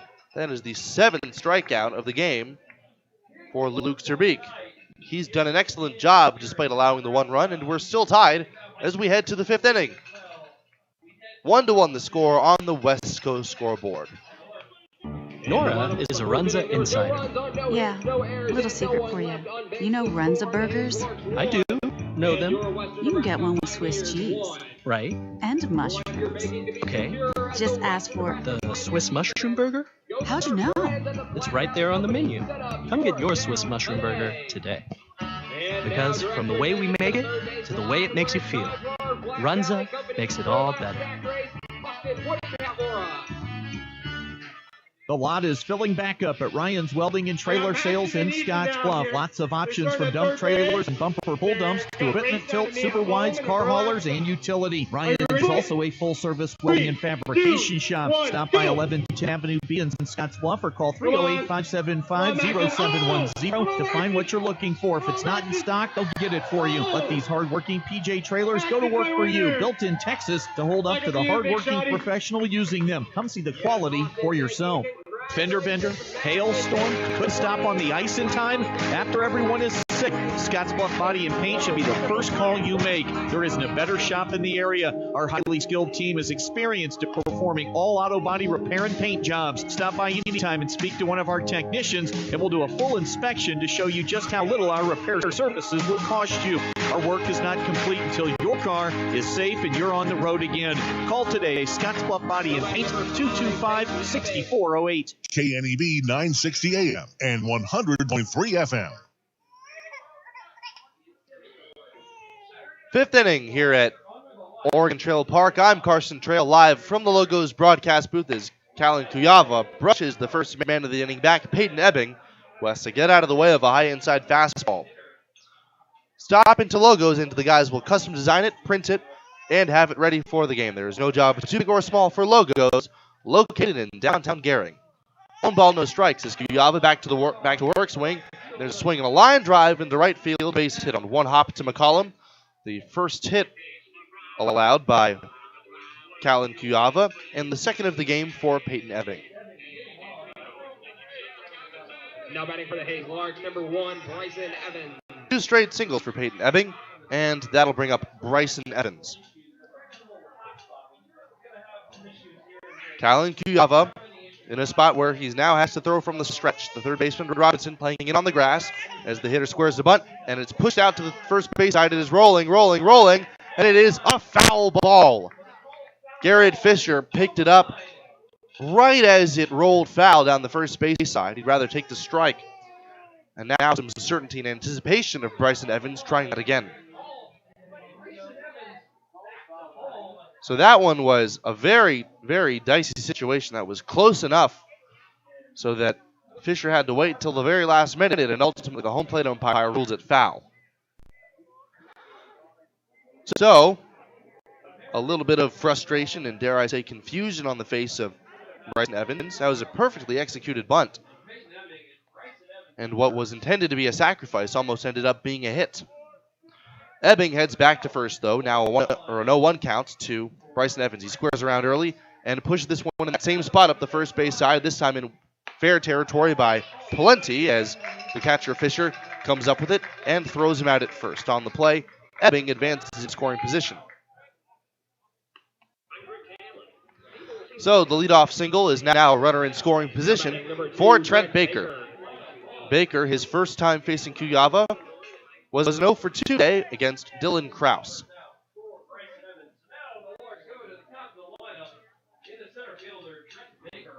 Kuyava, first base side of the rubber, deals, and a breaking ball in the dirt, and it gets past Fisher and heads to the backstop. He tried to get his body in front of it, but a funky bounce off the dirt with the curveball gets through him. And on the play, Ebbing advances to third.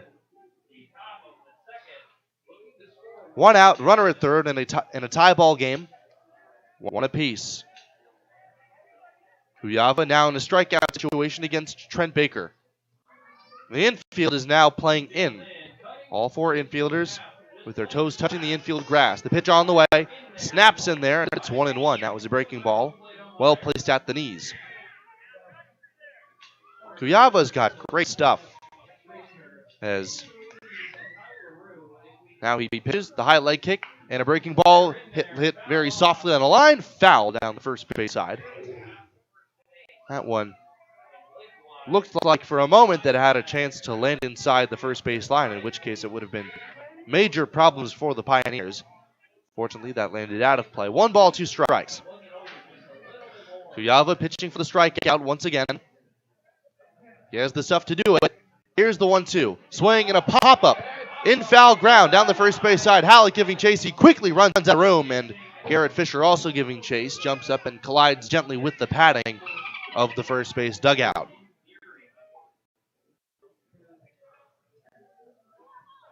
Ebbing, after singling and advancing on a sacrifice and a wild pitch, makes his way in foul territory off of third. Kuyava with the ball, readies himself on the rubber.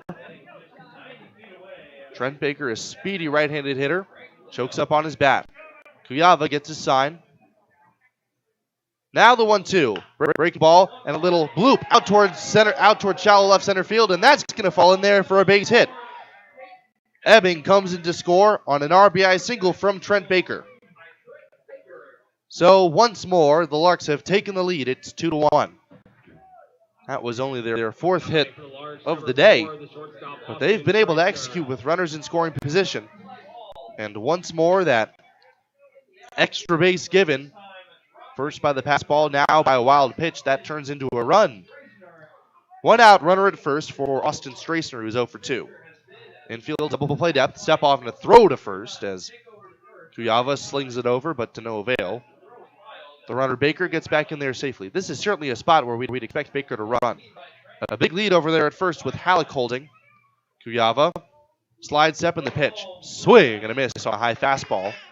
0-1. The Larks have been successful at doing what the Pioneers have been unable to do, save for the past game. They have been hitting with runners on base. The Pios are hitless today, despite having runners aboard multiple times this game, and there's a strike at the knees with the changeup, and it's 0-2. Infield trying to roll to it, double play depth. Strassner waits. Here's the pitch, runner goes. It is off the outside corner. It hits off the glove of Fisher and trickles to the backstop. I don't think he would have had him anyway, but Fisher certainly should have tried to at least stick that frame a little bit. He'll be credited with the stolen base, Baker will, and now a 1-2 count. That was a very close pitch, and Fisher, who popped up out of his crouch a little early there, trying to get a head start on the throw. Unable to get enough leather on it, even to make a catch. Runner at second, one man out. Another 1-2 to Strassner, inside, and that hit him. That one just got a piece of him, and unfortunately for Kuyava, that is another free pass issue. That is the third hit by pitch of the game between the two men aboard for the Pioneers. No harm done in the first, but now the water continues to heat up after a run already has scored to make it 2-1 Larks. Up next, the dangerous number 3 hitter, Damian Ruiz. Here's the pitch. Breaking ball, check swing, and a called strike anyway at the knees. 0-1. Free passes at times have killed the Pioneers. This time, the definition of that is a little bit more abstract. A couple of wild pitches and pass balls. There's a ball in the dirt, smothered by Fisher that time. 1-1. It's been kind of a double-edged sword, those free passes. I'm sure if you ask them, they have certainly benefited from extra walks, errors, bases in general from their opponents. But now you see the ugly underbelly of it. There's a called strike on the outside corner. A single and a wild pitch that advanced said runner into scoring, rather, from third to home. The 1-2 pitch. Kuyava checks second thrice and pitches. Breaking ball, called strike 3 right on the outside corner. A skillfully placed breaking ball from Kuyava. And the strikeout comes in a big spot, his second of the game, ahead of Tyler LaRue.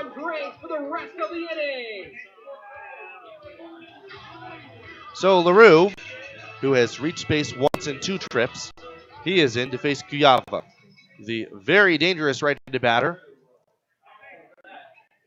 He really put on a show in batting practice as Kuyava gets a breaking ball over the outside corner for a called strike. LaRue has been kept off balance by this Pioneer staff, particularly with those breaking balls being used early in counts. Baker at second, Strassner at first. Lots of speed on the bases. Here's the pitch. Swing and a jam shot. Bloop out toward shortstop. Back goes Burkhoff. He backpedals onto the outfield grass and makes the catch. 1 run, 2 hits, a hit batsman, and 2 men stranded for the Larks. We head to the last of the 5th inning. We're halfway done. It's 2-1. The Pioneers are trailing on the West Coast scoreboard.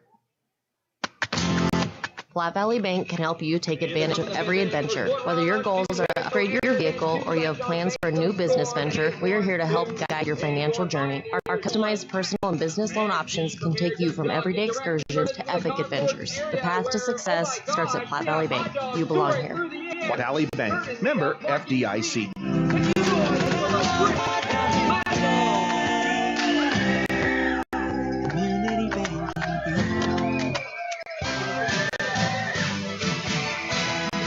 What's your plan? Hi, I'm Kevin Carmody, Life and Health Producer at J.G. Elliott Insurance Center. Are you an individual needing life, health, disability, or long-term care insurance? Are you a business owner wanting to offer or enhance your group health and ancillary benefits? If so, give me a call at 308-635-2023. Together, we can build a plan that meets your needs today, tomorrow, and well into the future. J.G. Elliott Insurance Center, Platte Valley Company. The Simmons-Olson Law Firm has been a proud member of the Scottsbluff-Gearing community for decades. The 10 lawyers and 8 staff members are committed to the Panhandle. Simmons-Olson Law Firm sets the standard in legal representation to help you solve problems and provides help and monetary support for many organizations in our community, whether supporting our student athletes in schools or the many organizations that help those in need. The lawyers and staff of the Simmons-Olson Law Firm are committed to making our communities thrive. KNEB 960 AM and 100.3 FM. New pitcher for the Larks here in the last of the 5th. It is Cam Walton, the right-hander from New Mexico, entering his sophomore year from Cleburne, Texas. I checked that entering his junior year. Have to take a look at his numbers in just a moment. He works from the first base side of the rubber and has a low, almost sidearm release point. He looks pretty deceptive up there, and he'll face Griffin Robinson, Hunter McCollum, and then the top of the lineup. The Pioneers are trailing for the second time this game. They were able to answer back to tie it, and in that very same inning here in the last of the 5th. It's 2-1 with the 8, 9, and 1 hitters due up against Cam Walton.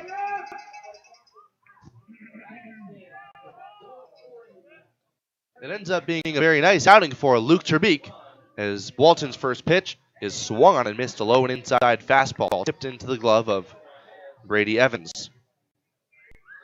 Robinson struck out his first at bat. Now he waits. And a called strike with a nice fastball in the outside corner. Nothing in 2.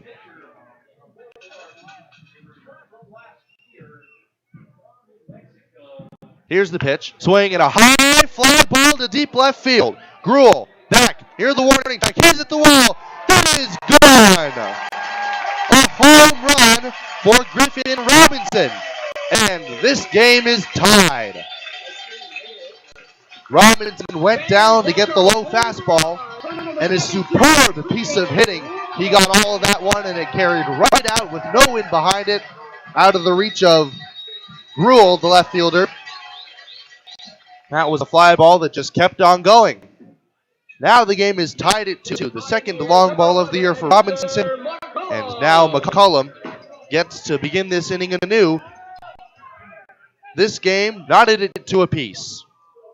Walton working from the windup, gets a slider over at the belt for a called strike. Griffin Robinson, a big swing of the bat as McCollum swings and hits a loop out towards second base. Bryson Evans circles under it, and he makes the catch. Out number 1. So McCollum's now 0 for 2. Number 2, Coy Carpenter. Up next, Coy Carpenter. The leadoff man, a couple of strikeouts in the first 2 at-bats. A guy who sees the ball so well, likely happy to see somebody else other than Luke Terbeek. He takes a strike at the knees. It's 0-1. He showed bunt, pulled the bat back, and the speedy left-handed batter is now down in the count 0-1. Pitch on the way. Inside and nearly hit him. Kind of had to dance out of the way of that one. 1 ball, 1 strike.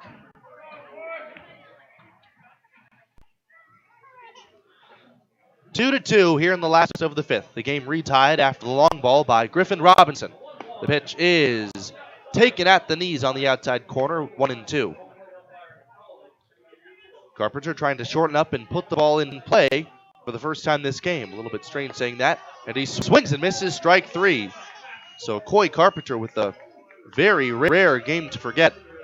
First strikeout of the game. That's the third of the game for Carpenter. Number 19, Garrett Esposito. And there are quickly 2 retired. A nice bounce back for Cam Walton. The final line for Luke Turbeek in 4 innings pitched. 1 earned run, 4 hits, no walks, and 7 strikeouts. And there's a swing and a miss over top of sinker for Garrett Esposito, and it's 0-1. Esposito 1 for 2 against Turbeek. Now has a chance to size up Walton. The pitch on the way, and he swings over top another sinking fastball below the knees, and it's 0-2. Walton is very hard to pick up. Robinson managed to adjust after a while. Let's see if Esposito can do the same. In the meantime, he takes way outside and low.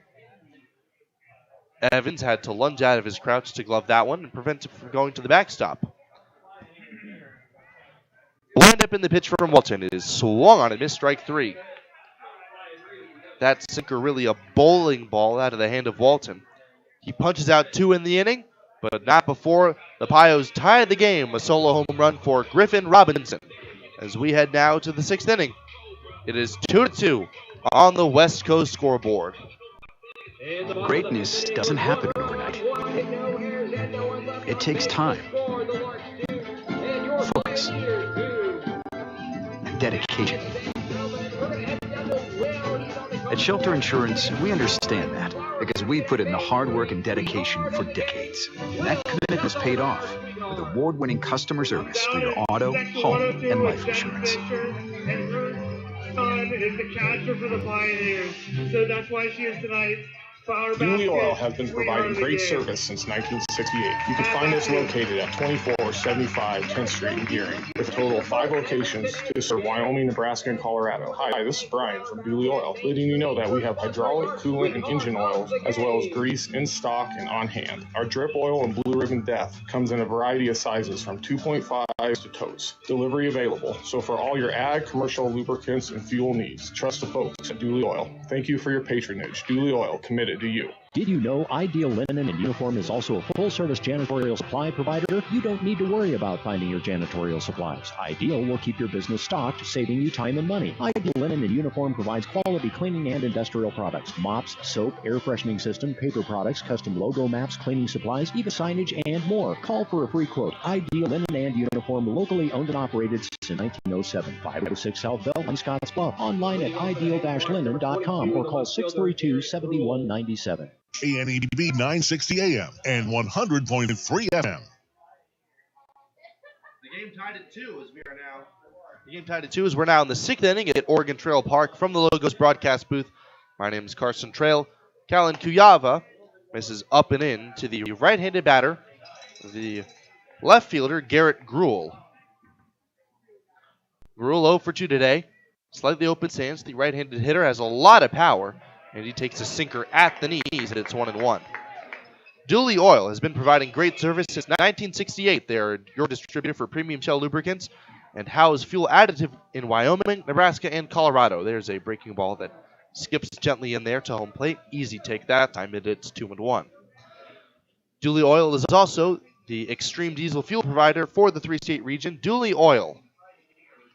Kuyava's 2-1 pitch, breaking ball hit hard on the ground to the left side, and a diving attempt by Robinson, but it gets back by him into left field for a base hit. So it is the first hit of the series for Gruel, and the third that the Larks have been able to piece together against Kuyava so far. Now batting for the Larks, number 12, the third baseman, Luis Garcia. So that'll bring up Luis Garcia. Garcia got the first hit of the game, and he subsequently came around to score. 2-2, the game tied as Garcia takes a ball sinking down and away. The third baseman, Robinson, is playing in on the grass, clearly anticipating a sacrifice bunt. That's how the Larks operated in the previous frame, is there's a swing and miss, a high fastball, leaving the count at 1-1. Kuyava on in relief of Dylan Kraus, the starter, sets out the letters. The kick and pitch, breaking ball swung and hit foul. That was a big curveball, not really the slider. 1-2. Garcia gets a piece of it. 1 ball, 2 strikes. Brady Evans, the catcher due up next.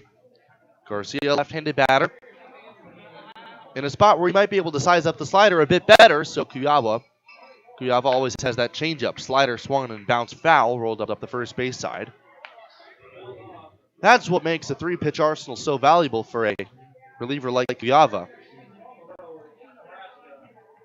If a hitter should be able to pick up the seams on a ball breaking toward them, much is the case for a left-handed batter and a slider, you can always go to the changeup. And in a slider, he hung that one and lines this one on one hop into right field, a base hit. McCullum plays it on a single bounce, and the first hit of the game, or the second hit of the game for Garcia, advances the man into scoring position. Now batting for the Larks, number 7. In a tie game, Kuyava really needs to start racking up outs. Here's Brady Evans, a right-handed batter.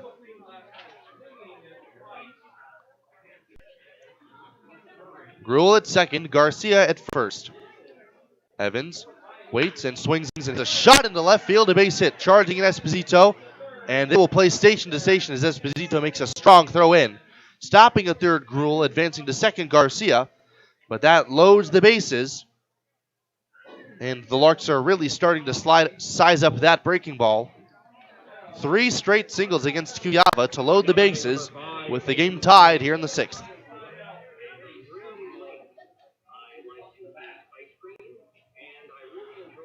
So now, Kuyava is really going to have to settle down here, and he's in damage control mode.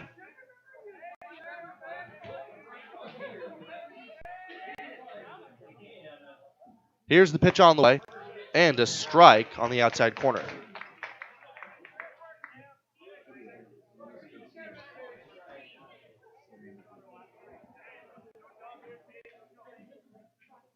The 0-1. Swing.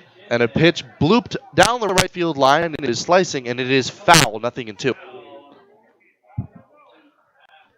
Kuyava, ahead of almost every man this inning, now has to try to put some guys away. A strikeout situation with the infield playing corners in, Robinson and Halleck in on the grass.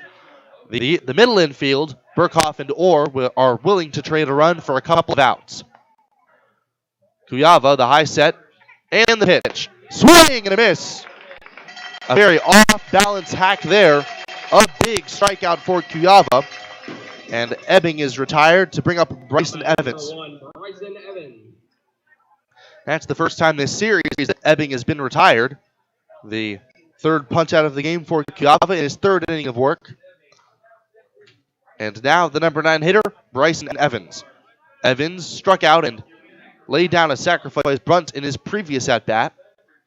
The first pitch, breaking ball, popped up all on the infield. The infield fly rule is likely to be called. Halleck is under it, and he makes the catch, although the batter was ruled out anyway. That's a huge out, number 2. As good as a strikeout, and now Kuyava, with a glimmer of hope to get out of this inning unscathed. 2-2 the score, and the Larks have him loaded still for the top of the lineup in Trent Baker. Baker, 1 for 3 today in his 4th trip here in the 6th. Gruel at third, Garcia at second, and Evans at first. The pitch, a breaking ball just a bit outside. A good first pitch, but an even better take from Trent Baker. Austin Strasner, the shortstop, lurking in the wings. To face him would mean that a run is scored, at least one. There's a breaking ball, check swing, the appeal toward first base. And the field umpire says no, he did not go. So a 2-0 count. Kuyava nowhere to put him. And a hitter's count against Trent Baker.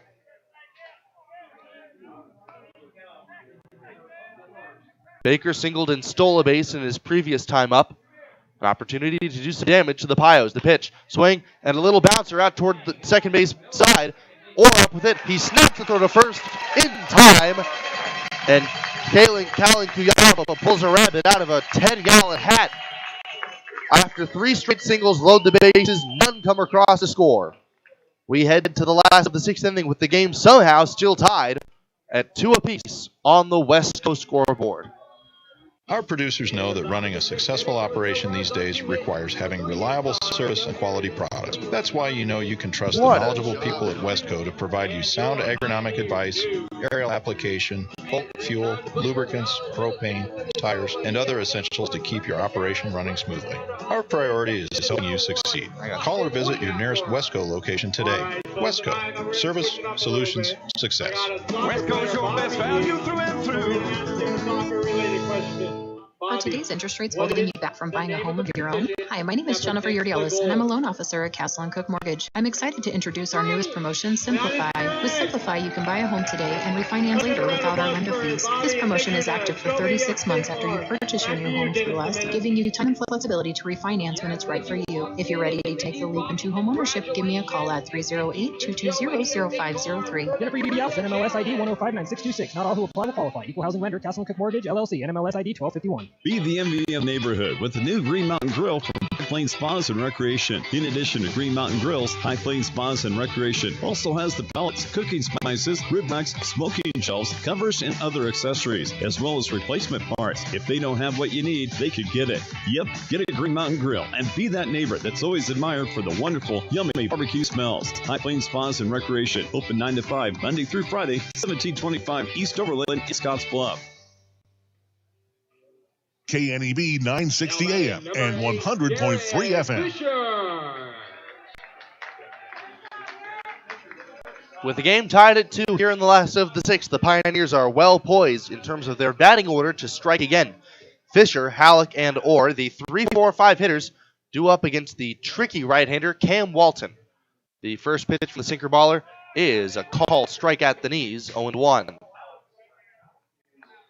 Fisher, right-handed batter, is 1 for 2 today after singling and being stranded at first, and he swings and bounces this one to third on a couple of big hops to Garcia. He takes his time and throws across the diamond in plenty of time. Fisher is retired and regresses to 1 for 3.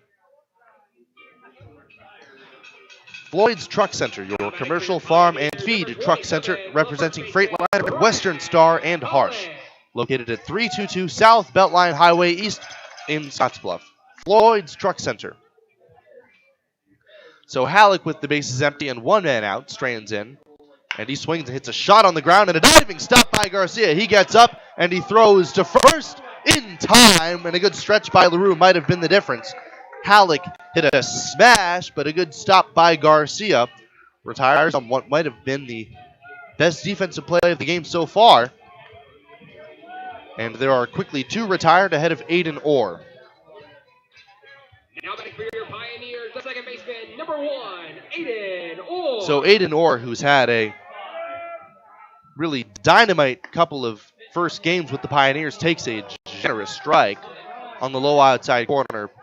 Head coach Nelson in the invisible third base coaching box bent over a little bit dejectedly there. The 0-1 on the way is a check swing on a pitch inside. No appeal down to first, so it's 1-1. Orr 1 for 2 today. He waits, and the pitch. He checks a swing on a ball that's called to strike anyway, a sinker over the outer half, and it's 1-2. Pios and Larks even at 2 here in the 6th. The pitch is taken outside. That evens the count. Orr, with so much discipline and power to match it, he waits and takes called strike 3 at the knees, and Orr can't believe it. And the side is retired. 1-2-3 go the Pioneers, including the third strikeout of the game for Cam Walton. We head now to the 7th inning. 2-2 the score on the West Coast scoreboard. Advantage Chiropractic and Acupuncture in Scottsbluff supports the Western Nebraska Pioneers, treating your chiropractic needs from newborn to 100 years old. Dr. Levi Boland can treat all your hurts, pains, aches, and injuries. If you're experiencing pain in your head, neck, shoulders, arms, mid, or lower back, or down your legs, call for an appointment today. Advantage Chiropractic is also fully certified with Optum VA. If you know a veteran that needs chiropractic care, call Levi today. Advantage Chiropractic and Acupuncture, 308-633-1425. Go Pios. At Team GMC, we promise you cannot buy the wrong vehicle. We want our customers to feel confident in their purchase decision. Most vehicles come with a 7-day, 500-mile, no questions asked guarantee. That's right. Most vehicle purchases come with a 7-day, 500-mile, no questions asked guarantee. Team GMC. No games, no gimmicks. You just can't buy the wrong vehicle. Team GMC in Scottsbluff. Shop online right now at teamautocenter.net. GMC, we are professional grade.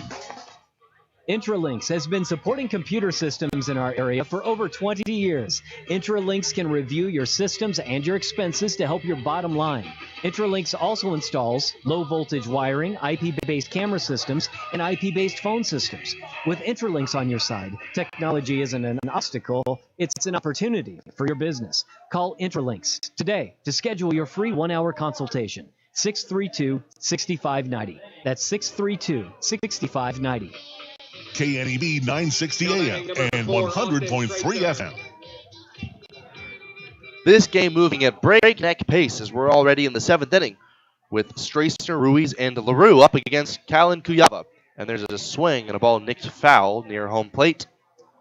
2-2 the score after Cuyava stranded the bases loaded for the Larks in the previous inning. The Pioneers have been largely kept quiet by these very talented arms, Luke Terbeek and then Cam Walton. As the 1 pitch is hit high and foul out of play, well beyond the third base dugout, and it's 0-2.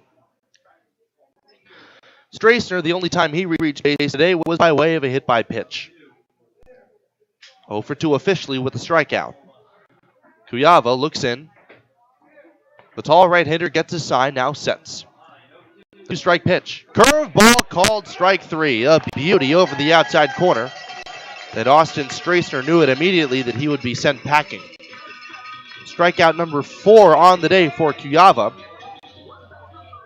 And then that's how this inning gets underway ahead of Damian Ruiz. Ruiz already has 2 strikeouts today, and he fell behind in all 3 counts. He was stranded at second after being hit by a pitch, and he swings over the top a sinker and fouls it into the mitt of the catcher Fisher. Cuyava allowed the 1 run to score back in the 5th inning.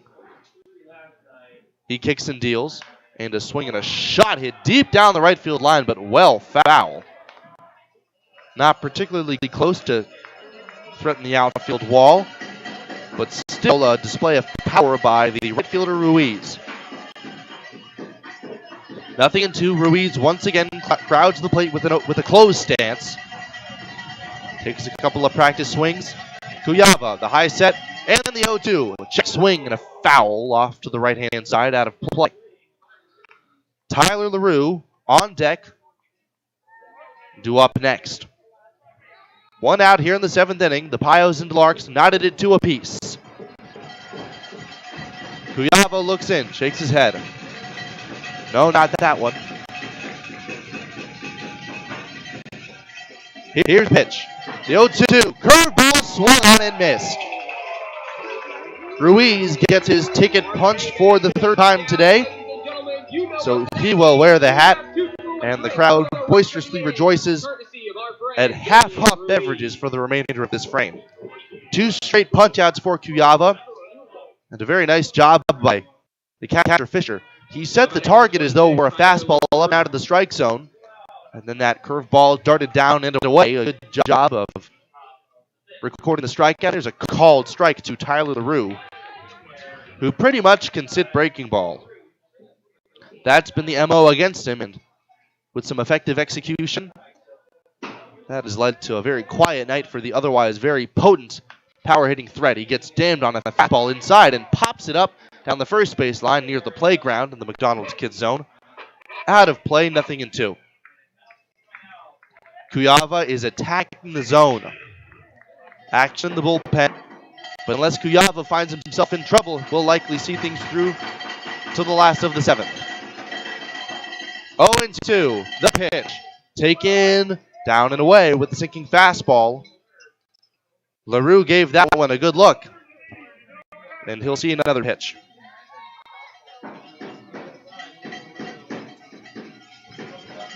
Here's the pitch on the way. Swing and a line drive into left field. The base hit. LaRue reached out and finally adjusted the breaking ball into play at Esposito, and he'll lob in toward second. A 2-out single for Tyler LaRue. So that is the 6th hit allowed by Cuyava. But the game's still tied at 2. It don't matter as long as they don't become runs. And now the left fielder Gruel. The first pitch. And a called strike right at the knees with a sinker. And it's 0-1. A close game being played here at Oregon Trail Park. I'm Carson Trail in the Logos broadcast booth. Cuyava, the high set, and the pitch. Up and away with the fastball, and it's 1-1.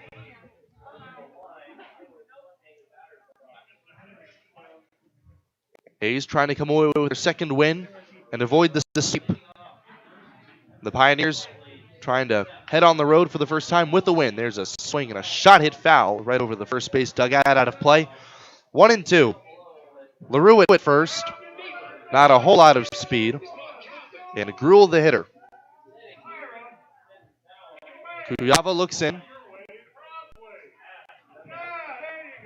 Gets his sign. Fisher. Catcher sets. Here's the pitch. Runner goes. Swing and a high drive to left field. This is on its way, and it is gone off the scoreboard. And that's what happens when you leave a ball up in the zone to Garrett Gruel. A moonshot. That one was the kind of ball we saw him hit in batting practice. A 2-run blast. And it's 4-2. The Larks have doubled their run total with the 2-run shot, his first of the year for Gruel. And wow, that one got out in a hurry. So that 2-strike at bat that turned into a hit looms large. The base is immediately emptied ahead of Luis Garcia. Man, that ball was hit a mile. The first pitch is a sinking fastball way outside, ball 1.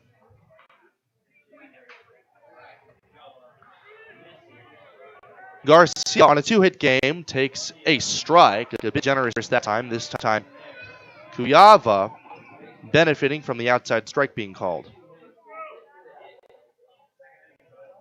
The pitch, a called strike, this time on the inside corner. Garcia didn't like it, but he'll have to settle himself back in the box, and it's 1-2. Cuyava trying to bounce back after the long ball pitches. Swinging a bouncing ball back up the middle. Burkhoff gloves it behind the second base bag, and it'll have no play.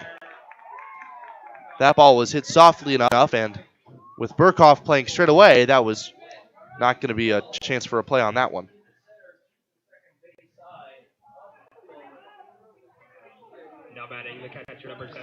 So that's the 3rd hit this inning against Cuyava.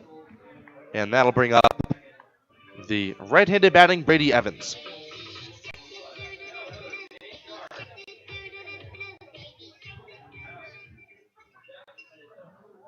Runner at first, 2 men out, and he wears that one right above his singular number. Brady Evans is now aboard at first. A painful way to reach base, and that might spell the end of Cuyava's outing. Brandon Nelson out to the mound. We've seen him make a couple of trips and not pull the pitcher on the mound off. So the infield is not yet convened. It is only the catcher Fisher, the pitcher Cuyava, and the manager Brandon Nelson. And unfortunately, yes, that is the end of Cuyava's outing. So he is responsible for the man aboard, and should the results hold, he'd be in line for the loss. A big home run by Garrett Gruel as he departs this game, and we'll pause for the pitching change. 4-2, the Pios trail on the West Coast scoreboard. Life is crazy. Pain is stressful. How can anybody concentrate with these busy schedules? Now you can. This is Ben Moravec coming to you from Zen, float therapy business right here in Scottsbluff. I'm here today to let you know we now have memberships for $49 monthly. You can guarantee yourself at least 1 float per month. You know how floating keeps your muscles relaxed, your joints relieved, and your brain clear to think? Now you can float at a reduced rate each month. Inquire today at hydrozenfloat.com or call us at 308-63-FLOAT. Hydrozen. Unplug and recharge. Aloe is turning 20 this year, and we plan to celebrate all year long. Since 2003, Aloe has vowed to put customers first and deliver a drastically different experience. No matter where you live, work, or play, we believe you deserve an affordable, secure, and reliable connection. We're proud to have served our businesses and residents with seriously fast fiber optic service for 2 decades. Thank you for trusting Aloe as your local internet, phone, and TV provider. Follow us on social media to know about the 20th anniversary celebrations in all our Aloe communities.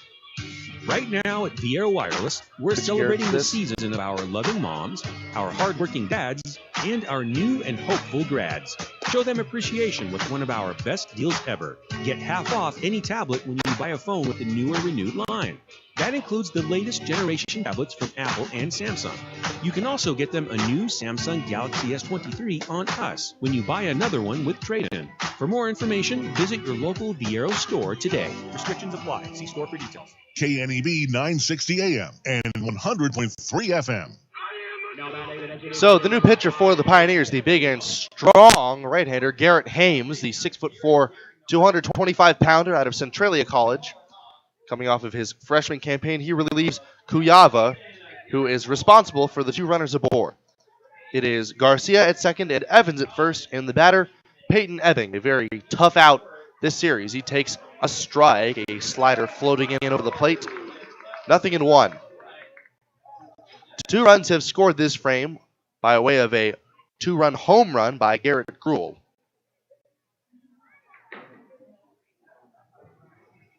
Hames looks in. A look at second and a kick and look over, an inside move, but no throw, let alone a chance for the runner Garcia to be retired. He runs well. The same can be said for Brady Evans at first base, despite being a catcher.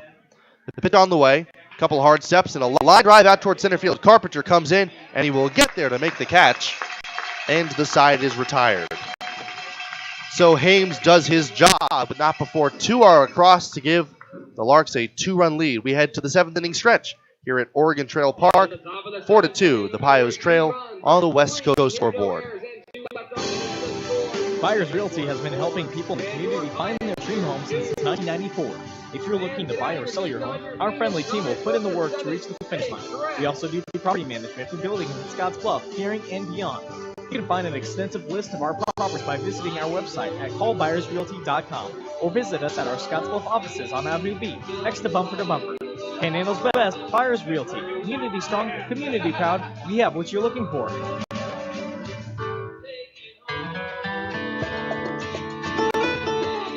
Garden fresh strawberry sweetness at Perkins. You know it the moment you step in the door. Perkins Restaurant Bakery welcomes you, and right now enjoy Perkins Strawberry Freshtables, strawberry waffles, French toast, pancakes, and crepes, fresh strawberry, walnut, and grilled chicken salad, and end your meal with a piece of fresh strawberry pie. Summer means strawberries at Perkins. You come to the right place. Perkins Restaurant Bakery. Bring your appetite. We'll take care of the rest. Highway 26 and Avenue B in Scottsbluff. Why not show it off? You take pride in your business, your team, your customers. Why not show it with help from Scottsbluff Screen Printing and Embroidery? Custom banners and flags are tremendous promotional tools, but they can also help you out with pins, magnets, koozies, and just about anything you can think of. If you have it in mind, Scottsbluff Screen Printing has many great options. They also build custom trophies, plaques, medals, and more. If you can say it, they can print it. Get in the zone with Scottsbluff Screen Printing, 1813 Broadway, Scottsbluff. KNEB 960 AM and 100.3 FM. Time to stretch here at the confines of Oregon Trail Park. My name's Carson Trail, live from the Logos broadcast booth. Stop into Logos, and the guys will custom design it, print it, and have it ready for the game. There's no job too big or too small for Logos, located in downtown Gehring. So, the Pioneers once again playing from behind. Austin Burkhoff, Ben Clark, and Griffin Robinson up against the right-hander Cam Walton. So Walton out there for his 3rd inning of work, facing the right-handed batting Burkhoff, and he misses below the knees with the sinking fastball. 1 ball, no strikes. 4-2, the Pioneers trail. They have half as many runs as well as hits. There's a little roller out towards second base, charging Bryson Evans. He gloves it. His throw to first, much too late. Burkhoff hustling up the line, beats it out. So now that'll bring up the tying run in the form of Ben Clark, the highly touted incoming freshman. Austin Burkhoff aboard with his first hit of the game after contributing a productive out, leading to a run batted in. He is aboard. Ben Clark, batting right-handed, has the chance to face Walton for the first time. Right-handed batter, lots of power. Slides up in the pitch. Is hit in the air down the right field line. Foul.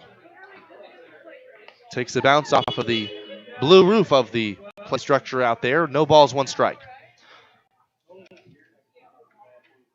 Ryan Welding, selling PJ Texas trailers in a wide variety of sizes, as well as offering a full-service welding shop. There's a late swing at a foul back, so Clark once again behind in the count, 0-2. Griffin Robinson with a home run already to tie this game off of Cam Walton. He is on deck. 0-2. Clark waiting. Walton slides step, and now the signal is given by the home plate umpire. Time called. The pitch came in way outside, but no less Ben Clark, regardless of that result, would have been granted immunity there. No pitch. Still 0-2. Burkhoff at first, nobody out. The pitch is down and away. A good spot for the sinker, but not in a spot where Clark was tempted to swing. If he had made contact with that one, it would have most likely been a ground ball. Infield playing for two. The pitch down and away. Cam Walton missing the target, and Brady Evans had to reach down to backhand it. 2-2. Clark trying to stay in there and reach base for the first time in a Pioneers uniform. A look at first. Walton deals. Swing and a high pop-up on the infield. The shortstop, Strassner, is calling everybody off. He is there, and he reaches up to make the catch. So Burkhoff still at first after the pop-out, and that'll bring up Griffin Robinson.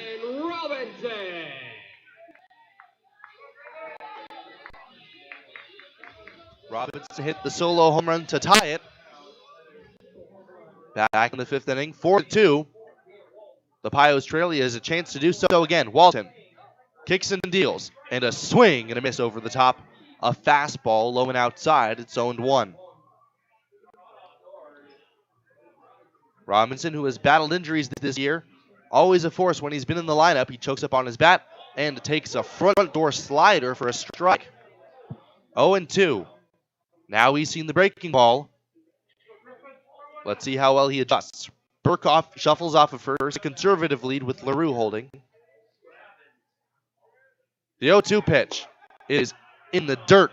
The catcher, Evans, pops up out of his crouch and cocks his arm, ready to throw to first, but that time Burkhoff chased back to the bag without a throw. 1 ball, 2 strikes. Robinson waiting. The pitch, slider, low and away, 2-2. And the quality of at-bats much improved this inning. And an infield hit, a long at-bat by Clark that ultimately resulted in a pop-out, and now Robinson are on the count back even at 2. Here's the pitch, up and in, and that got a little piece of Robinson, just enough to send him to first base.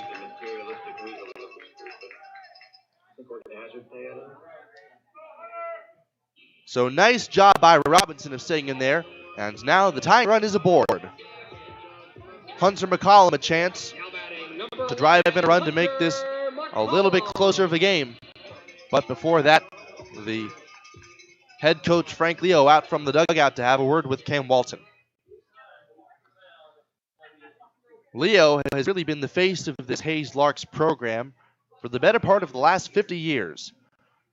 The Hayes Larks have been a semi-professional team turned into a collegiate team for the past 77.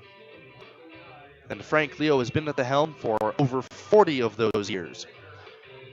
His track record as a coach began first as a player at Fort Hays State and at the University of Albuquerque. He also is the head coach of Hayes High School. He brought that team to 12 state championship appearances at the 5A level. So his track record equally applicable to college ball over summer, as well as it is to high school ball. He retreats to the dugout, and Cam Walton still on the mound. 2-on-1 down. Hunter McCollum in to hit with Burkhoff at second and Robinson at first. 4-2, the Pios trail. McCollum, big open stance, the first pitch, and he swings and hits a shot right over the third base dugout. Some heads ducked down, but ultimately no hazard to them. 0-1, that's what you have to do with sinker ballers like Walton. As a right-handed batter, you have to see the ball up, and you have to dig it out if it's down. Infield's playing for two. Stracer and Bryson Evans pulled toward the middle. Burkhoff at second takes a modest lead with nobody holding Robinson well off of first. The pitch on the way, and a ball taken down and out of the strike zone, a sinker, and it's 1-1. Pios trail by 2. The tie run at first base, a ball in the gap, might as well score him. Here's the pitch, a swing and a foul. Got the low sinker and just could not do anything with it. 1-2. I should say, Burkhoff at second runs very well. Robinson at first, very athletic, but he has been nursing a hamstring injury each of the past few games. That has hampered his ability to play defense. As a result, he's DH'd as many times as he started in the field. So his speed limited over at first base. 1 ball, 2 strikes. McCollum waits. Here's the pitch from Walton, and he reaches for one and barely gets a piece of it. Right off the end of his bat, it trickles foul out of play.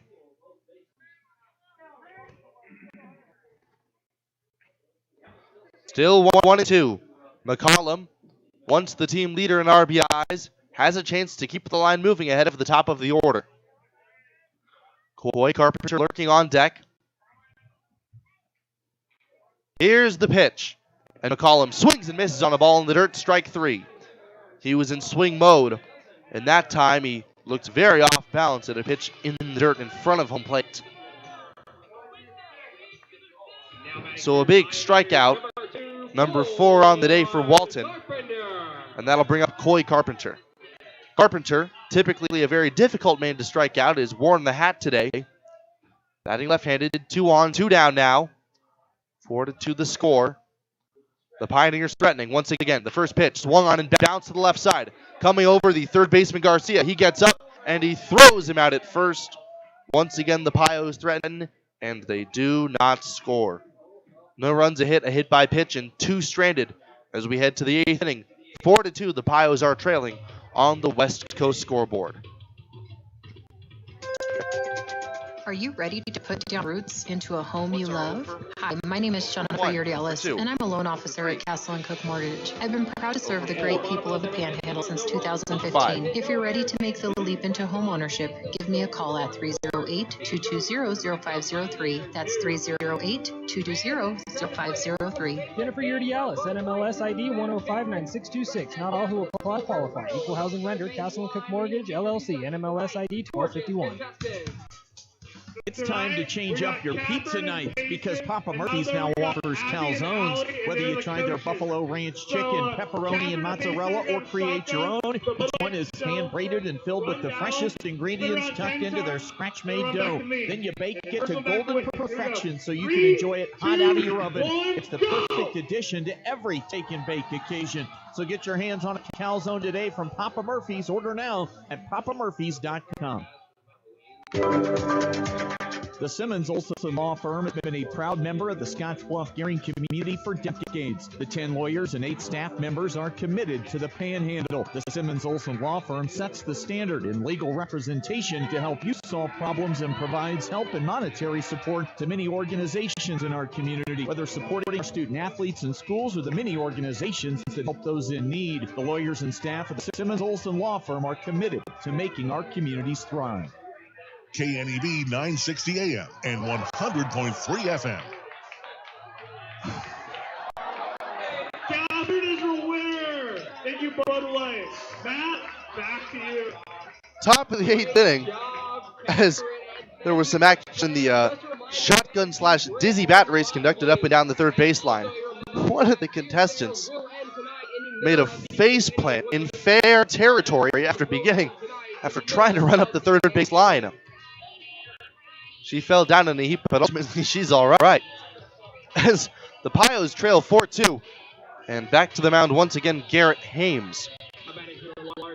Bryson Evans to lead off for the Hayes Larks, followed by Trent Baker and Austin Strassner. 4 runs, 10 hits, no errors for the Larks. 2 runs, 6 hits, and no errors for the Pioneers. There's a check swing and a miss on a low slider, and it's 0-1. Trans Systems, it's a sweet haul in this sweet community at driveteamgreen.com. Trans Systems. Hames deals, and a nasty slider catches the inside corner. 0-2. Right-hander against right-hander. That's a very difficult pitch to pick up if you're Garrett Hames. Infield playing Evans to pull slightly.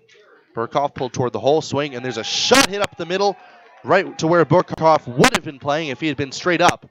Base hit to center field. Carpenter up with the ball after it comes to a stop on the lengthy outfield grass, and a leadoff single for Bryson Evans.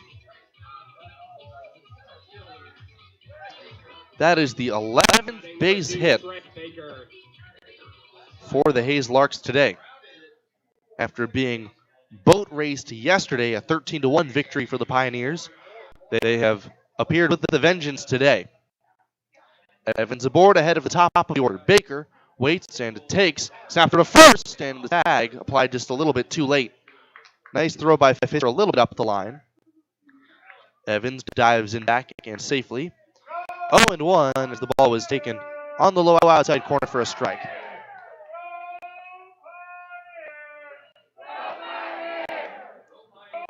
Here's the set at the belt. Slide step in the pitch. A swing and a miss on a breaking ball, and it's 0-2.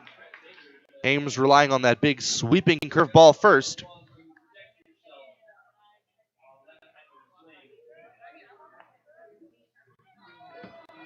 Oh, and 2. The pitch on the way. Runner takes off. Pitch is swung and a miss. Throw to second. It is on one hop, not quite able to be fielded by Aiden Orr. It kicks to the shortstop, Burkhoff, who is backing up the throw. So a stolen base for Bryson Evans, and the first strikeout of the game for Trent Baker.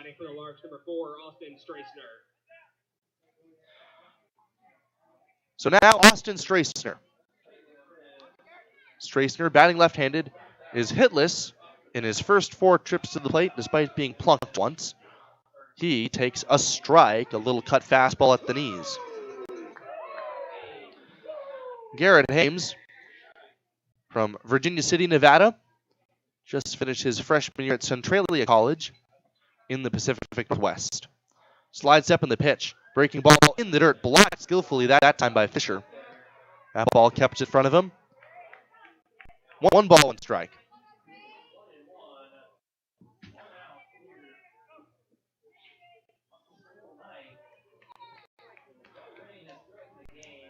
Hames gets his sign.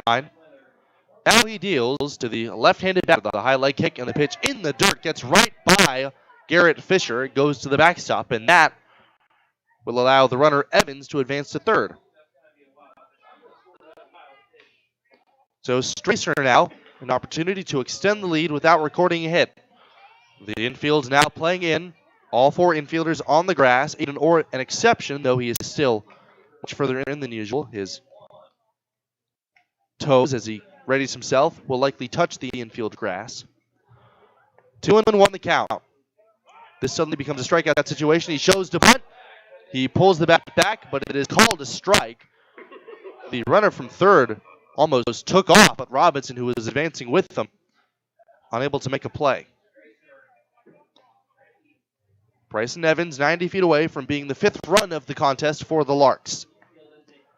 2-2, the pitch on the way, and it is live, and a diving attempt by Orr. It gets by him at a right center field, a base hit. Bryce Evans will score easily, and Strassner has his first hit and a run batted in, the 5th of the day for the Larks. It's 5-2. Aiden Orr with an outstanding effort. He really gave it everything he had. Even with that extra step on the grass, unable to prevent that one from turning into a crucial base knock for the Hayes Larks. The first pitch, runner goes, swinging and a bouncing ball down the third base line, and it hits the bag, and Robinson unable to make the play. Rounding second Stracer, he's heading into third, and heading into second, Damian Ruiz. And that is just a tough break. Not all that hard hit of a ball by Ruiz.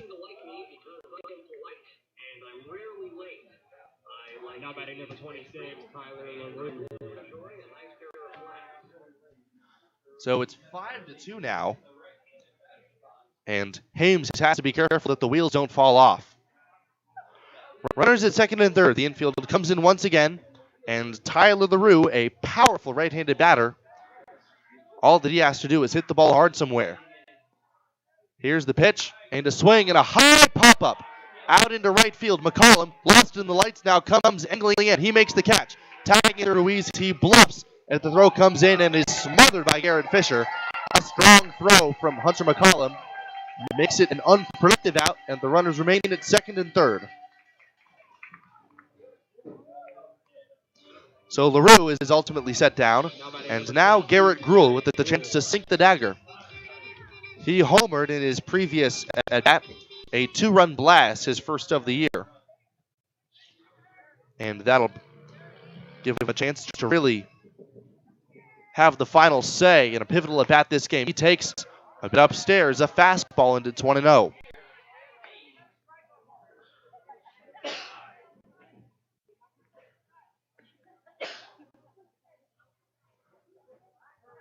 Hames looking in. He sets below the belt. Now the pitch on the way. Swing and a miss. A high fastball. Tried to do his job there. Get something elevated. But he comes up empty. 1 ball, 1 strike. Gruhl sized up the breaking ball nicely in his previous 2 trips against Cuyava. 1-1 the count. The pitch on the way. Breaking ball popped high in the air. On the infield, Halleck in foul ground by what would be the first base coaching box makes the catch, and the side is retired. 1 run on 3 hits, no errors, and a couple of men stranded for the Larks. We now head to the last of the 8th inning. The Pioneers are trailing 5-2 on the West Coast scoreboard. You know, Floyd's Truck Center began with a single operation in Scottsbluff. Today, the company serves the trucking industry with 9 locations, and at all 9, you will find service departments with factory-trained technicians, fully stocked parts departments, and knowledgeable staff. So when you're on the road in Sydney, Cheyenne, Casper, Gillette, Rock Springs, Rapid City, Fort Pierre, or Belgrade, Montana, service and convenience are just ahead with Floyd's Truck Center. Fender bender, hailstorm, couldn't stop on the ice in time. After everyone is safe, Scottsbluff Body and Paint should be the first call you make. There isn't a better shop in the area. Our highly skilled team is experienced at performing all auto body repair and paint jobs. Stop by anytime and speak to one of our technicians, and we'll do a full inspection to show you just how little our repair services will cost you. Our work is not complete until your car is safe and you're on the road again. Call today, Scottsbluff Body and Paint, 225-6408. Advantage Chiropractic and Acupuncture in Scottsbluff supports the Western Nebraska Pioneers, treating your chiropractic needs from newborn to 100 years old. Dr. Levi Boland can treat all your hurts, pains, aches, and injuries. If you're experiencing pain in your head, neck, shoulders, arms, mid, or lower back, or down your legs, call for an appointment today. Advantage Chiropractic is also fully certified with Optum VA. If you know a veteran that needs chiropractic care, call Levi today. Advantage Chiropractic and Acupuncture, 308-633-1425. Go Pios. KNEB 960 AM and 100.3 FM.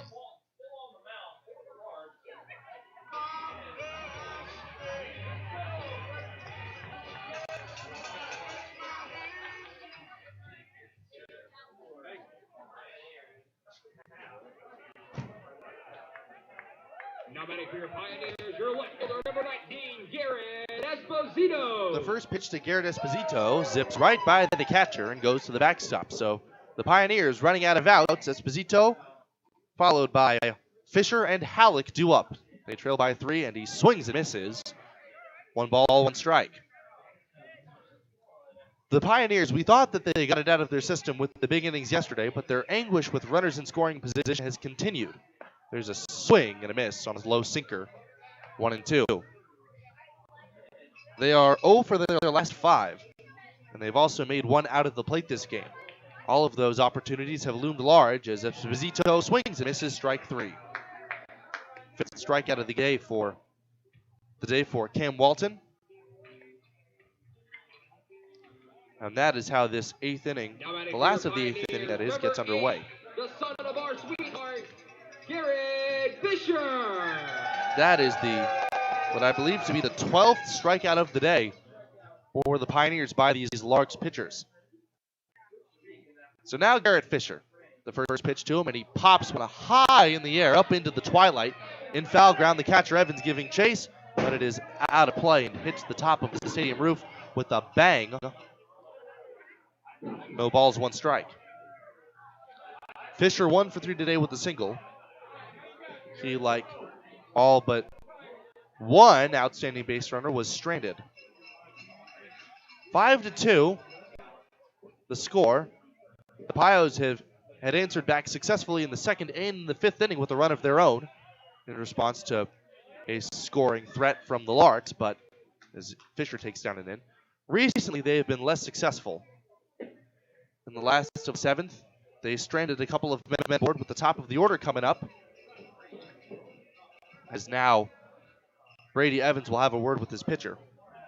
Gives us a moment to talk about Viaero Wireless. Viaero Wireless, hometown roots, global reach. Viaero Wireless, Scottsbluff. From the Logos broadcast booth, I'm Carson Trail. Taking a look at what's next for the Pioneers in their schedule. They have off tomorrow before they embark on a 3-game road trip over Monday and Tuesday. 2 games against the Colorado Tribe with first pitch in Game 1 scheduled for 4 p.m. Mountain Time. The following game will begin after. Tuesday, they visit Greeley to play the Grays. Again, first pitch at 6 p.m. Mountain Time. So that's their 3-game road trip coming up. They're trying to gather some momentum, though, and right now they're staring a loss to end the homestand right in the face. And there's a shot down the third baseline, foul, and he gets a piece of the foot of third base and head coach Brandon Nelson. 1 ball, 2 strikes. Fisher way out in front. The twilight is steadily turning to dusk here in Gering as the pitch comes in, and it's way outside to Garrett Fisher, a slider in the opposite batter's box. It's shaping up to be a beautiful evening here in Gering, the first in a while that we've seen that has not been interrupted by rain. As Fisher swings and hits a shot into left field, coming in and misplaying at the left fielder Gruel. It skips by him all the way out toward the wall. Fisher to second. He is making the turn and heading to third. The ball is finally retrieved about 30 yards to the left of the 362-foot marker out by the foot of the scoreboard. It's a triple for Garrett Fisher.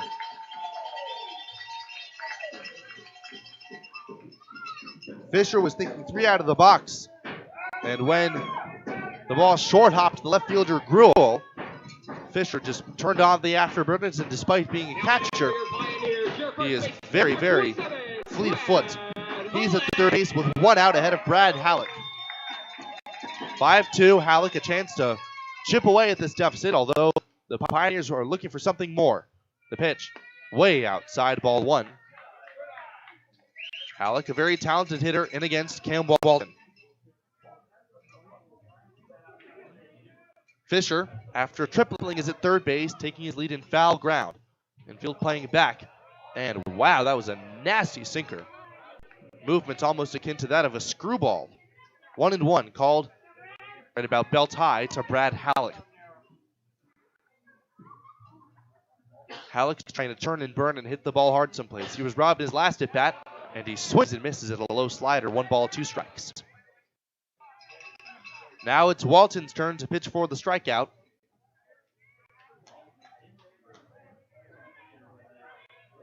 Walton from the stretch. Takes and deals. Inside and low. Almost got a piece of Halleck on a sinker. 2-2. Every run so important to the Pioneers as they trail by 3 with Aiden Orr on deck. The pitch. It is strike 3 called. Halleck walks away with a bewildered expression across his face. He thought that was low and a very generous call given. That is a huge strikeout. It's now Aiden Orr a chance to pick up his man Halleck. Halleck 1 for 3 today. He homered yesterday. One of the big swings of the day for the Pios, and he takes a strike. A sinking fastball breaking back toward the inner half. 0-1. Fisher lead away from third. Walton sets. Now deals. Swing and a shot. And a leaping catch by LaRue at first base to end the inning. That was a shot off the bat of Aiden Orr. But a scintillating play by LaRue robs him of a hit and keeps the deficit at 3. We head to the 9th inning. 5-2. The Pios are trailing on the West Coast scoreboard. Intralinks has been supporting computer systems in our area for over 20 years. Intralinks can review your systems and your expenses to help your bottom line. Intralinks also installs low-voltage wiring, IP-based camera systems, and IP-based phone systems. With Intralinks on your side, technology isn't an obstacle, it's an opportunity for your business. Call Intralinks today to schedule your free 1-hour consultation. 632-6590. That's 632-6590. But my money's on him, honestly. Brandon is super pumped about Runza. Runza is so sweet. Especially all their desserts. Those are the sweetest. Chocolate, vanilla, and twist ice cream cones, 4 flavors of shakes, chocolate chip cookies, and ice cream sandwiches. Literally sweet. Too much noise to go I down love your like this. enthusiasm. Well, I love Runza. So sweet of you. Come satisfy your sweet tooth. Because from the way we make it to the way it makes you feel, Runza makes it all better. The days of internet contracts and heavy fine print are over. It's time to experience hassle-free service with no contracts or hidden fees. That's the Allo promise. Allo Communications provides fiber internet, TV, and phone services with fair and no-nonsense pricing. All backed by 30-day money-back guarantee, 24/7 local support 365 days a year, and a monthly bill you can count on. Don't settle for gimmicks. Settle for hassle-free with Allo. Visit us at allofiber.com/hassle-free. KNED 960 AM and 100.3 FM. So a new pitcher on the mound for the Pioneers. It is going to be Paul Panduro, the native Western Nebraskan from Gering in the Scottsbluff region. He's on the mound trying to keep the deficit right where it's at. The Pios trail by 3 here in the 9th inning. A little bit of an unfamiliar spot for the normal closer. And hometown kid, he's got great stuff, but he really tends to feed off adrenaline. Case in point being his debut earlier on this year on opening night. He allowed 4 runs on a handful of walks and wild pitches. So here when his team trails by 3, hopefully he manages to still bring out his best stuff against Luis Garcia, Brady Evans, and Peyton Ebbing. So the Larks have dominated the game offensively. 13 hits, 5 runs. But that 3-run lead with Cam Walton on the mound feels like a heck of a lot more. Panduro trying to get through the 9th in as quick and smooth of a manner as possible. Trying to get Burkhoff, Clark, and Robinson, the first 3 hitters, up in the last of the 9th. So Garrett Hames throws 1.1 innings and allows just the 1 run. As the meeting between Fisher the catcher and Panduro now adjourned.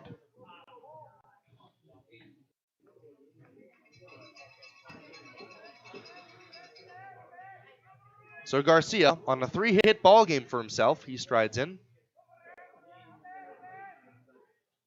The kick in from Panduro and a strike at the knees. 0-1.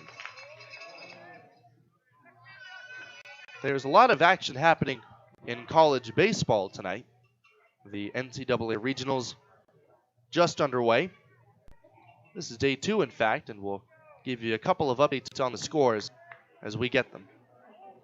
Maryland and Wake Forest, number 1 ranked Wake Forest in their own regional, have just begun after a substantial weather delay. And there's a bunt by Garcia up the third base side, charged by Robinson. He bare hands, throws wide to first, and it skips past Halleck down the right field line, or back up the play, retrieves it in foul ground. But that's going to be an infield single in the first error of the day, this one against Robinson.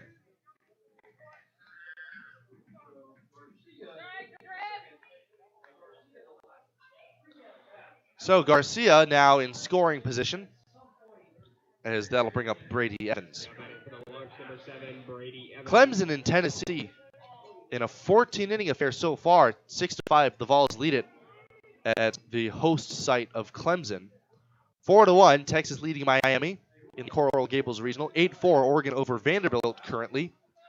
6-5, Alabama beating Troy in the top of the fourth inning.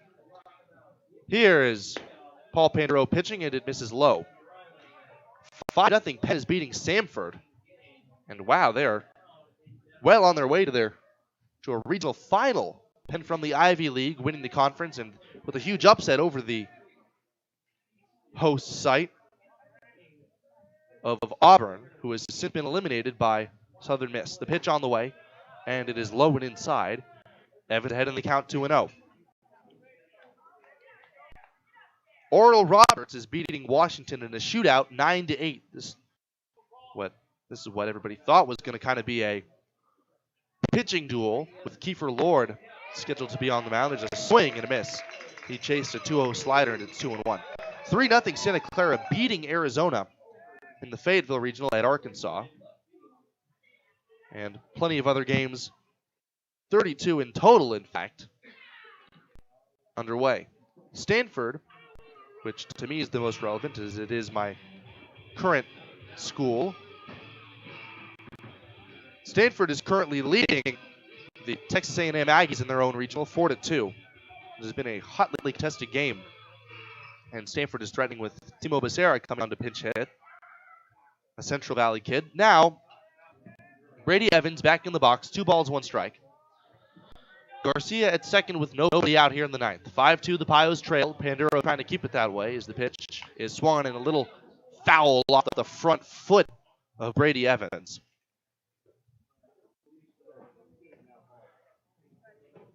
Sometimes a hit a rocket is a hitter, but it manages to spear you right in the front foot, and those are the most painful kind of batted balls. Out of play, Evans back in the box with the count now even at 2-2.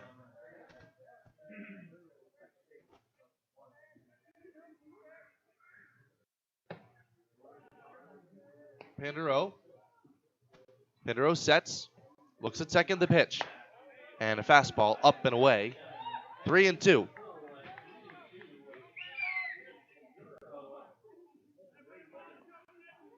On deck is going to be Peyton Ebbing, who's been a very tough out today.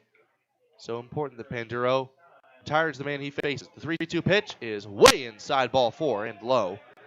Brady Evans works the walk. For all of the tumult that the Pioneers pitching staff has faced today, that is their first walk allowed.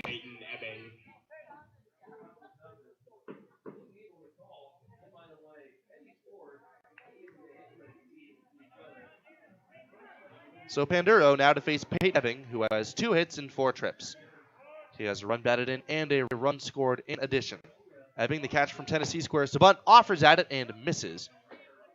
Strike 1. Brad Halleck came crashing in from third. No balls, 1 strike.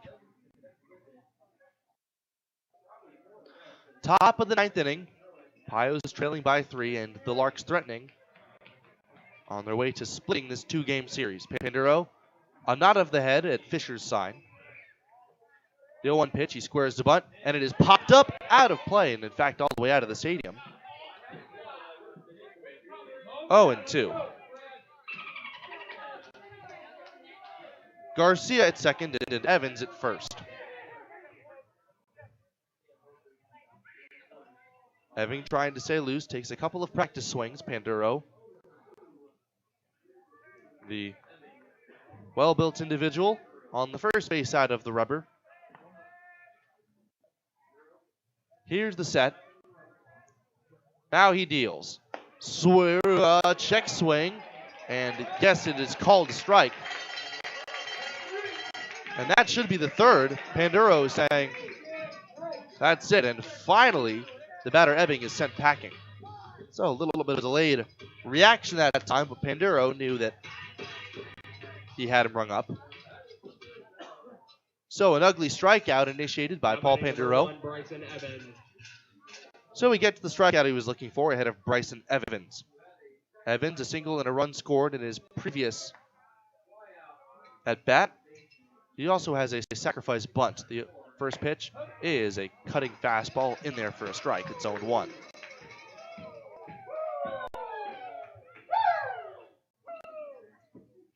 Panduro, whose parents own a local taco joint here in the Gehring Scottsbluff Tarrytown region. He sets, and the 0-1 is swung on it. Another cut fastball up and away, strike two. He's got great stuff, and his time to the hometown have made him an easy fan favorite. Trying to get his second strikeout. Bryson Evans in the box, batting right-handed. Panduro kicks and deals. The runner second takes off. It is taken up and away. The throw goes towards second base. It is much too late, as it was hastened and from the knees of Garrett Fisher. He thought he had a chance to get the back-end runner, who got a very late break. But Brady Evans advances to second, and Luis Garcia advances to third. That's a double steal. And the Larks have made it very clear that they are willing and eager to run on the arm of Garrett Fisher. Infield coming in now with runners at second and third and one man out. Panduro, as the hitter steps out.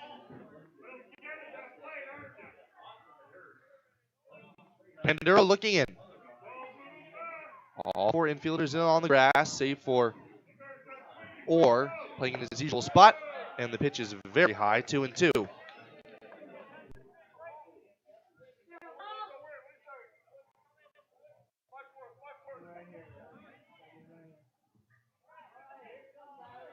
Garcia at third runs very well, and Evans at second. A single here would be the dagger. The pitch, breaking ball inside, and not by a whole lot. Still, with Evans crowding the plate, he kind of jumped out of the way of it. 3-1. You have a base open, but no reprieve in the form of Trent Baker, the leadoff man, looming on deck. He'd be next, pending a double play. The payoff pitch is swung and fouled straight back. That was the cut fastball again. Evans stays alive.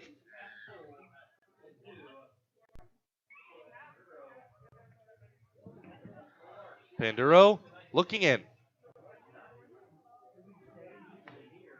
The payoff pitch once again on the way, and it is strike three called right at the knees.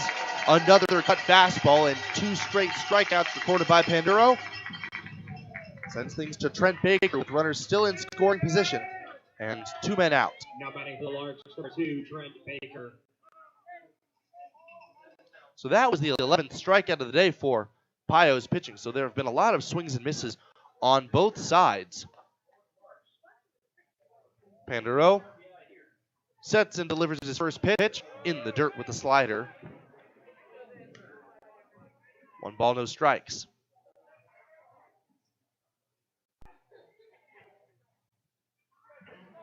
Trent Baker, a hit and steal and a run batted into his name.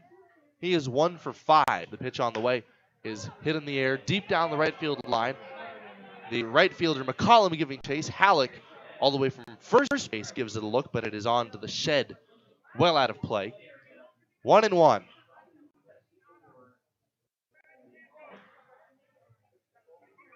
The Hayes Larks leading the Western Nebraska Pioneers here in Gehring by a score of 5-2. Panduro, after a walk and a single, trying to strand both men aboard. The 1-1 is a called strike, beautifully placed at the knees. And it's 1-2.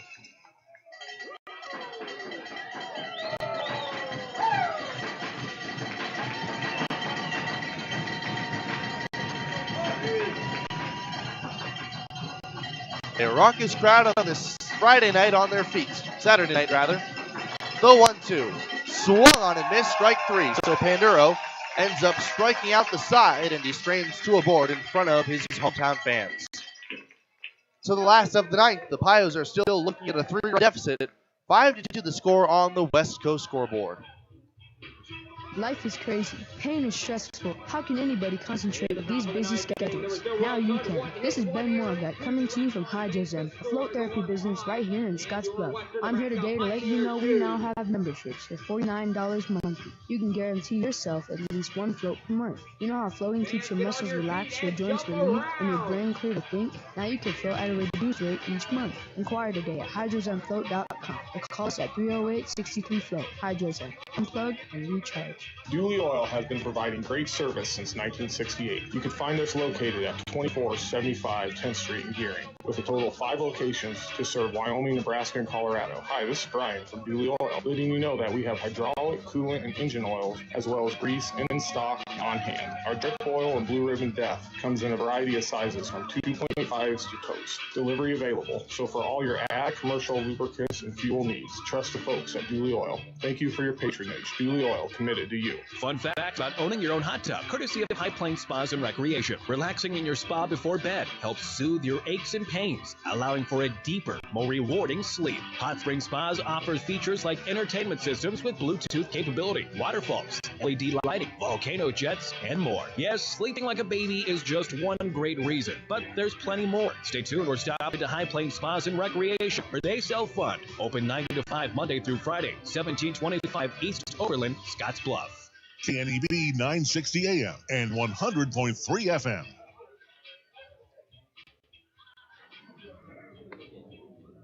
So a flurry of defensive changes. The Hayes Larks with a severely depleted roster with players still in their respective college regionals.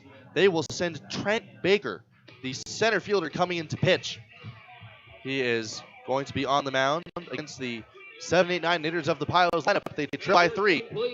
And although they're a stranger to being down this late in games, they are no stranger to scoring large amounts of runs. They have scored 4 or more 6 times this year with a season high of 8. They need just half that total to win this one and come away with a series sweep. Trent Baker, the center fielder, now a right-hander. He is now on the mound.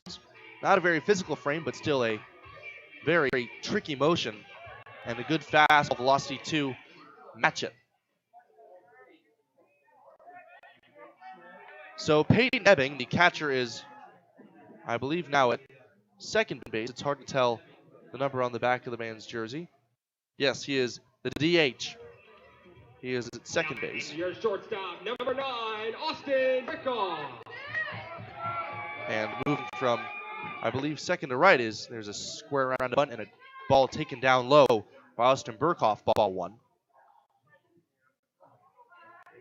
Ruiz is now moving from right center field as Burkhoff takes a bit downstairs. That low strike all of a sudden has disappeared. It's 2-0. And I believe that's Bryson Evans in right. Burkhoff takes a strike. 2-1. 5-2, the Pios trailing. Baker on the mound in relief. The pitch on the way is spiked in the dirt. Looks like he cut his front side off there. That ball made it about 58 feet before it thudded off the home plate dirt. 3-1.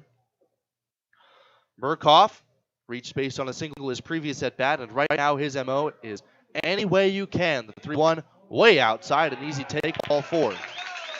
Brady Evans had to really lunge to get it from his crouch. That's the first walk of the game for the Larks pitching staff. And that gives the Pios some life. Ben Clark, the hitter, trying to keep the line moving. Brady Evans out from the crouch to have word with his center fielder turned right-hander.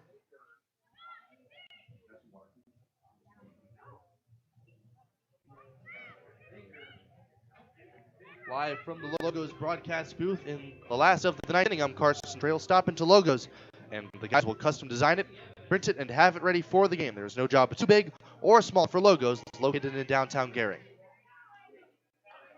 So many of these big innings that we were talking about have been assisted by way of the walk, and there's a pitch way outside, an easy take for Ben Clark in his debut for the Pioneers. No chance to be a hero. All he has to do is Keep the line moving. 1 ball, no strikes. The pitch is swung on and hit foul. Popped up out of play down the right side to even the count.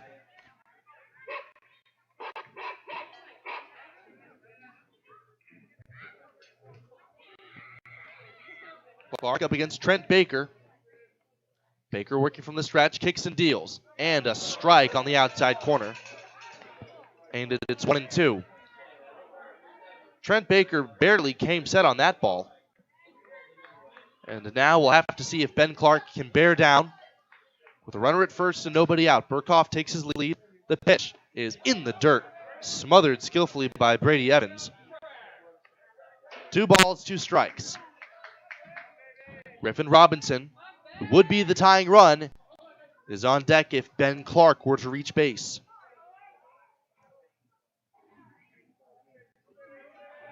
Here's the set. Now the pitch, and it is swung on and missed, strike 3. A big strikeout here in the 9th, and the first of the game for Trent Baker. So Ben Clark having a little bit of trouble adjusting. His second strikeout of the game.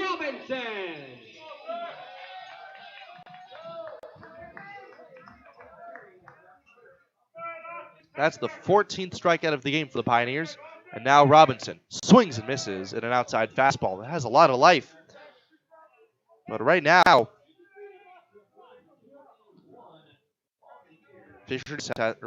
Robinson just has to keep the line moving. The pitch on the way. Downstairs with a fastball. 1 ball, 1 strike.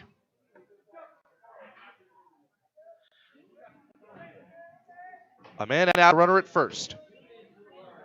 Here's the pitch. Runner goes. Pitch is swung on and missed. The throw second on 1 hop. It cannot be picked out cleanly by Peyton Ebbing. And Burkhoff has stolen a base. So it's a 1-2 count on Griffin Robinson. And Robinson just needs a hit to drive in that 3rd run of the game. 5-2, the Pios trail. It won't nearly be enough. But with Hunter McCollum on deck, he would certainly like to come up as the tying run. Rain is beginning to fall here at Oregon Trail Park.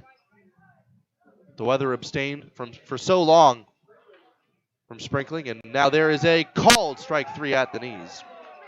Robinson is retired, and the 2nd straight strikeout for Trent Baker.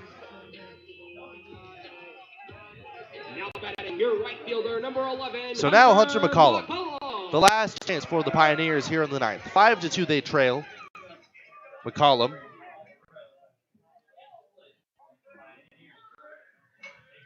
waits. The right-handed batter takes way outside.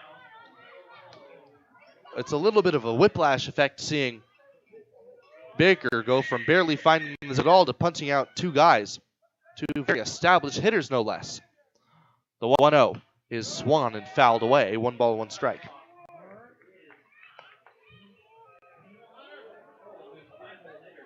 On deck, Coy Carpenter. The Pios would certainly like to see him this at bat, although he's not much of a power threat. He would be the tying run. The 1-1 pitch. It is a strike taken on the outside, and trouble now as the Pios are down to potentially their final pitch. Burkhoff at second. He takes his lead, nobody holding. There goes Burkhoff, 1-2, skips in the dirt. Burkhoff is going to have that base stolen as the third baseman Garcia went to cover the bag.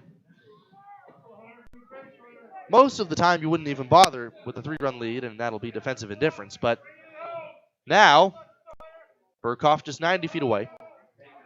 His run does not matter, though, and the defense treated him as such. The 2-2 is swung on, and it is fouled off very gently. You could barely hear McCollum getting a piece of it. But it popped out of the glove of Brady Evans, and he will get to second life. McCollum in swing mode, trying to get the barrel to it. 5-2, the Pios trail. McCollum trying to keep the line moving ahead of the top of the lineup.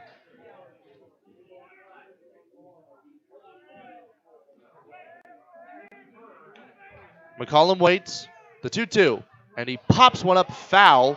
The first baseman LaRue will give it a long look, and he jogs over toward the warning track, but it is well out of play.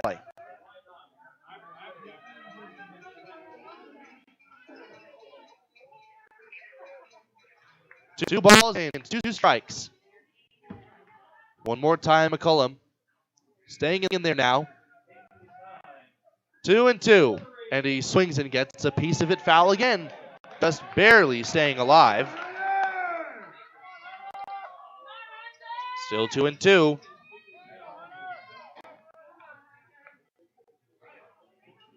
McCollum just barely getting a fiber of his wood bat to the baseball.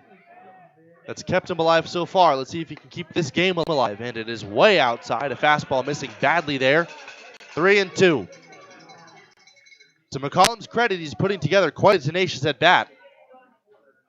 But it's going to need to culminate in a positive result if he's to keep the Pioneers in this game. Coy Carpenter, the top of the lineup, on deck. The payoff is bounced foul down the third base side. Out of play.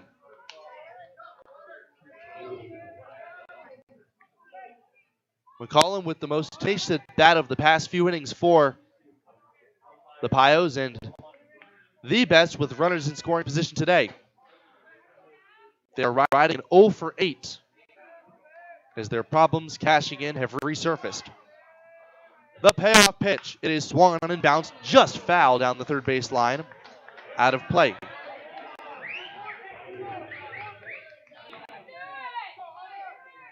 McCollum, another native of the region, attendant to Western Nebraska Community College, in right field today after playing short and at third. He waits. The payoff way outside, ball 4. It gets back to the backstop. The catcher has trouble picking it up. Brady Evans doesn't even make a throw home. So Burkhoff is in to score. McCollum takes the walk. And now Coy Carpenter is the tying run. Garrett Esposito with the power to end this game is on deck. And Carpenter potentially in a spot where he just might lay one down. He's got a lot of speed. The same can be said for McCollum at first.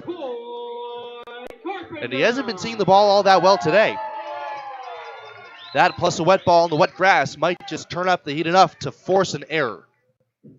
It's been a clean game so far for the Larks today. No errors made. Next to the Pioneers, 1. The first pitch. Taken low. Not by much, it's ball 1.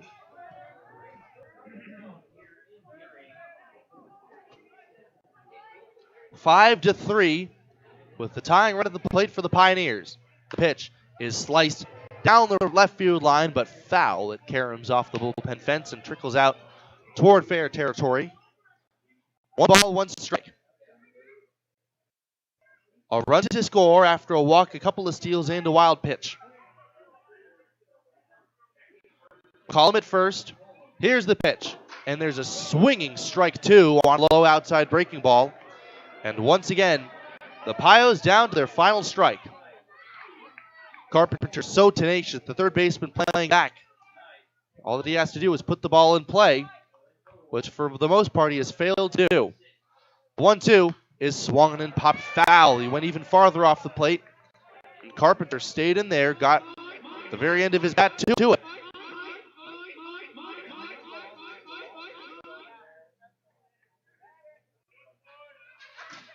Still 1-2. Here's the pitch. Breaking ball down and outside. Carpenter wise not to offer it that one. He's seen the breaking ball there once, and this time he was able to spit on it. 2-2. McCollum a walking lead over there at first. Here's the pitch. It is called strike 3 at the knees, and the ball game is over. Coy Carpenter irate with the home plate umpire. The catcher missed his spot, and that ball was called the ball for the duration of this game. Carpenter still barking at the home plate umpire, and the ball game is over. Final line score, 5 runs, 14 hits, no errors for the Hayes Larks. 3 runs, 7 hits, 1 error for the Pioneers. And their struggles continue as they drop the final game of this homestand, 5-3. We'll be back momentarily with our Runza postgame show in just a moment. It takes a lot to run your business, and a lot has changed. What hasn't changed is the professional partnership with your business in E&H CPAs and Management Consultants. When you include our team, we will develop a plan to assist you with your accounting, tax planning, valuation services, and even litigation support and exit planning. Then you can focus on day-to-day responsibilities. Troy Hilliard will guide your business into the future. E&H CPAs and Management Consultants PC. Innovative, trusted, proven. 308-633-6800. Maximize your vehicle's engine protection with professional-grade filtration at Russell's Automotive in Scottsbluff. When you have a MicroGuard oil, air, or cabin filter installed from Russell's Automotive, you will receive a prepaid Visa for each filter, up to $20 from now through June 30th. It's a simple short rebate form that can either be submitted online or mailed in. Get up to a $20 rebate to save with your oil change service this summer. Request your appointment today by calling 308-635-4065 or by going online to russellsautomotive.com. When you decide to sell your car, there are so many more options than ever before. Do not overlook Team Auto Center as a top-rated buyer for your old vehicle. No need to trade it in on a new one. Team Auto Center will give you a fair market price for your vehicle with no expectation of you purchasing from us. Come experience the difference at Team Auto Center. Visit us online at teamautocenter.net.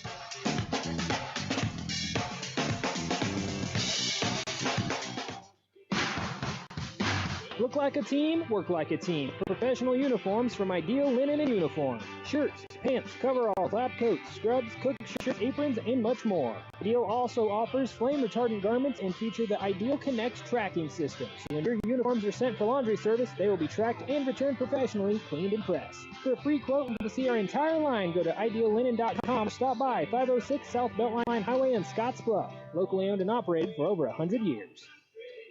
The lot is filling back up at Ryan's Welding and Trailer Sales in Scottsbluff. Lots of options from dump trailers and bumper pull dumps to equipment tilts, soup wides, car haulers, and utility. Ryan's is also a full-service welding and fabrication shop. Stop by 1110 Avenue B in Scottsbluff or call 308-575-0710 to find what you're looking for. If it's not in stock, they'll get it for you. Let these hardworking PJ trailers go to work for you. Built in Texas to hold up to the hardworking professional using them. Come see the quality for yourself. Right now at Viera Wireless, we're celebrating the season of our loving moms, our hard-working dads, and our new and hopeful grads. Show them appreciation with one of our best deals ever.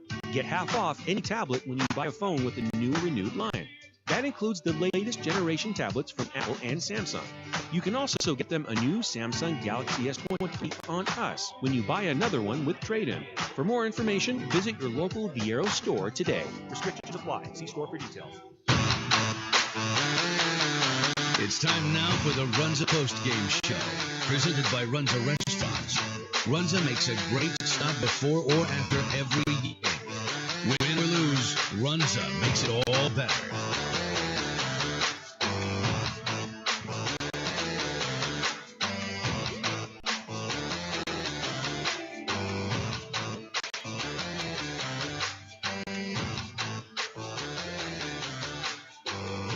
So the Pioneers dropped this one, the tail end of their brief homestand against the Hayes Larks.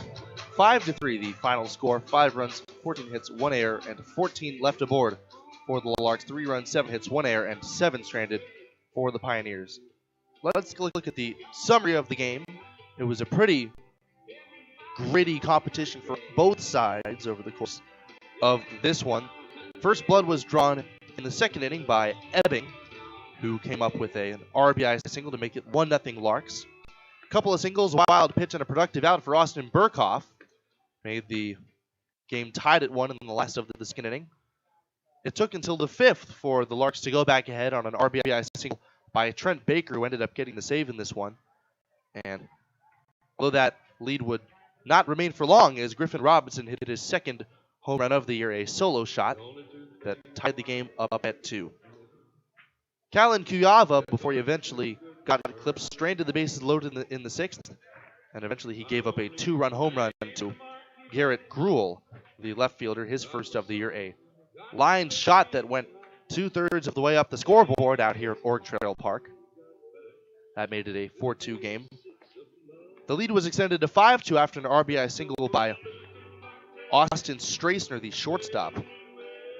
And the Pioneers really struggled again with runners in scoring position. Garrett Fisher tripled but was stranded at third after a leaping catch by the first baseman, Tyler LaRue. That was one of the great plays of this game that allowed the Larks to eventually come away with the 5-3 win. So, the winning pitcher of this game is going to be Cam Walton, who appeared in relief of Luke Terbeek. The loser in this one is going to be Callan Kuyava, throwing 3.2 innings in this one. With the save, Trent Baker, his first, after coming into pitch from center field. And that is how this game draws to conclusion. Our Taco John's player of the game, presented by Taco John's, and this one is going to be Garrett Fisher, 2 for 4 day with him, a single and a triple. The only man to record multiple hits today for the Pioneers, and one of 2 to reach base, the other being Austin Burkhoff. So, Garrett Fisher in the 3-hole certainly asserts why he is deserving of that spot. And he is our Taco John's player of the game. Make Taco John's a game day tradition by unwrapping the original before or after every game. Before we wrap things up on our Runza postgame show, let's take a look at what's next. Tomorrow, the Pios have off before they embark on a 2-day, 3-game road trip in Colorado. They play the Tribe in Aurora tomorrow. First of 2 games to begin at 4 p.m., the second to begin shortly thereafter. The Greeley Grays will face off against them in Greeley on Tuesday the 6th. The first pitch for that game is going to be 6 p.m. And then on Thursday, the Game Day Angels will come to town. The Colorado team will come to play the Pioneers on the 8th of June on Thursday. First pitch again at 6:35 with our Scottsdale pregame, our Platte Valley Company's pregame show to begin at about 6:20 as per usual. So the Pios, unfortunately, are unable to end this homestand with a win. They drop this one 5-3. Thank you very much for tuning into our Runza postgame show. Runza doesn't like to think of themselves as just another restaurant in town. They like to think of themselves as part of the community. Runza, with locations in Scottsbluff, Gering, Chadron, and Alliance. That's just about it. Thank you very much for listening. My name is Carson Trail from the Logos broadcast booth. Good night to the good folks of Gering, Scottsbluff, and Terrytown on KNEB. Pioneers baseball will be back in a couple of days from now, the first of a twin bill to begin at 4 p.m. Mountain Time.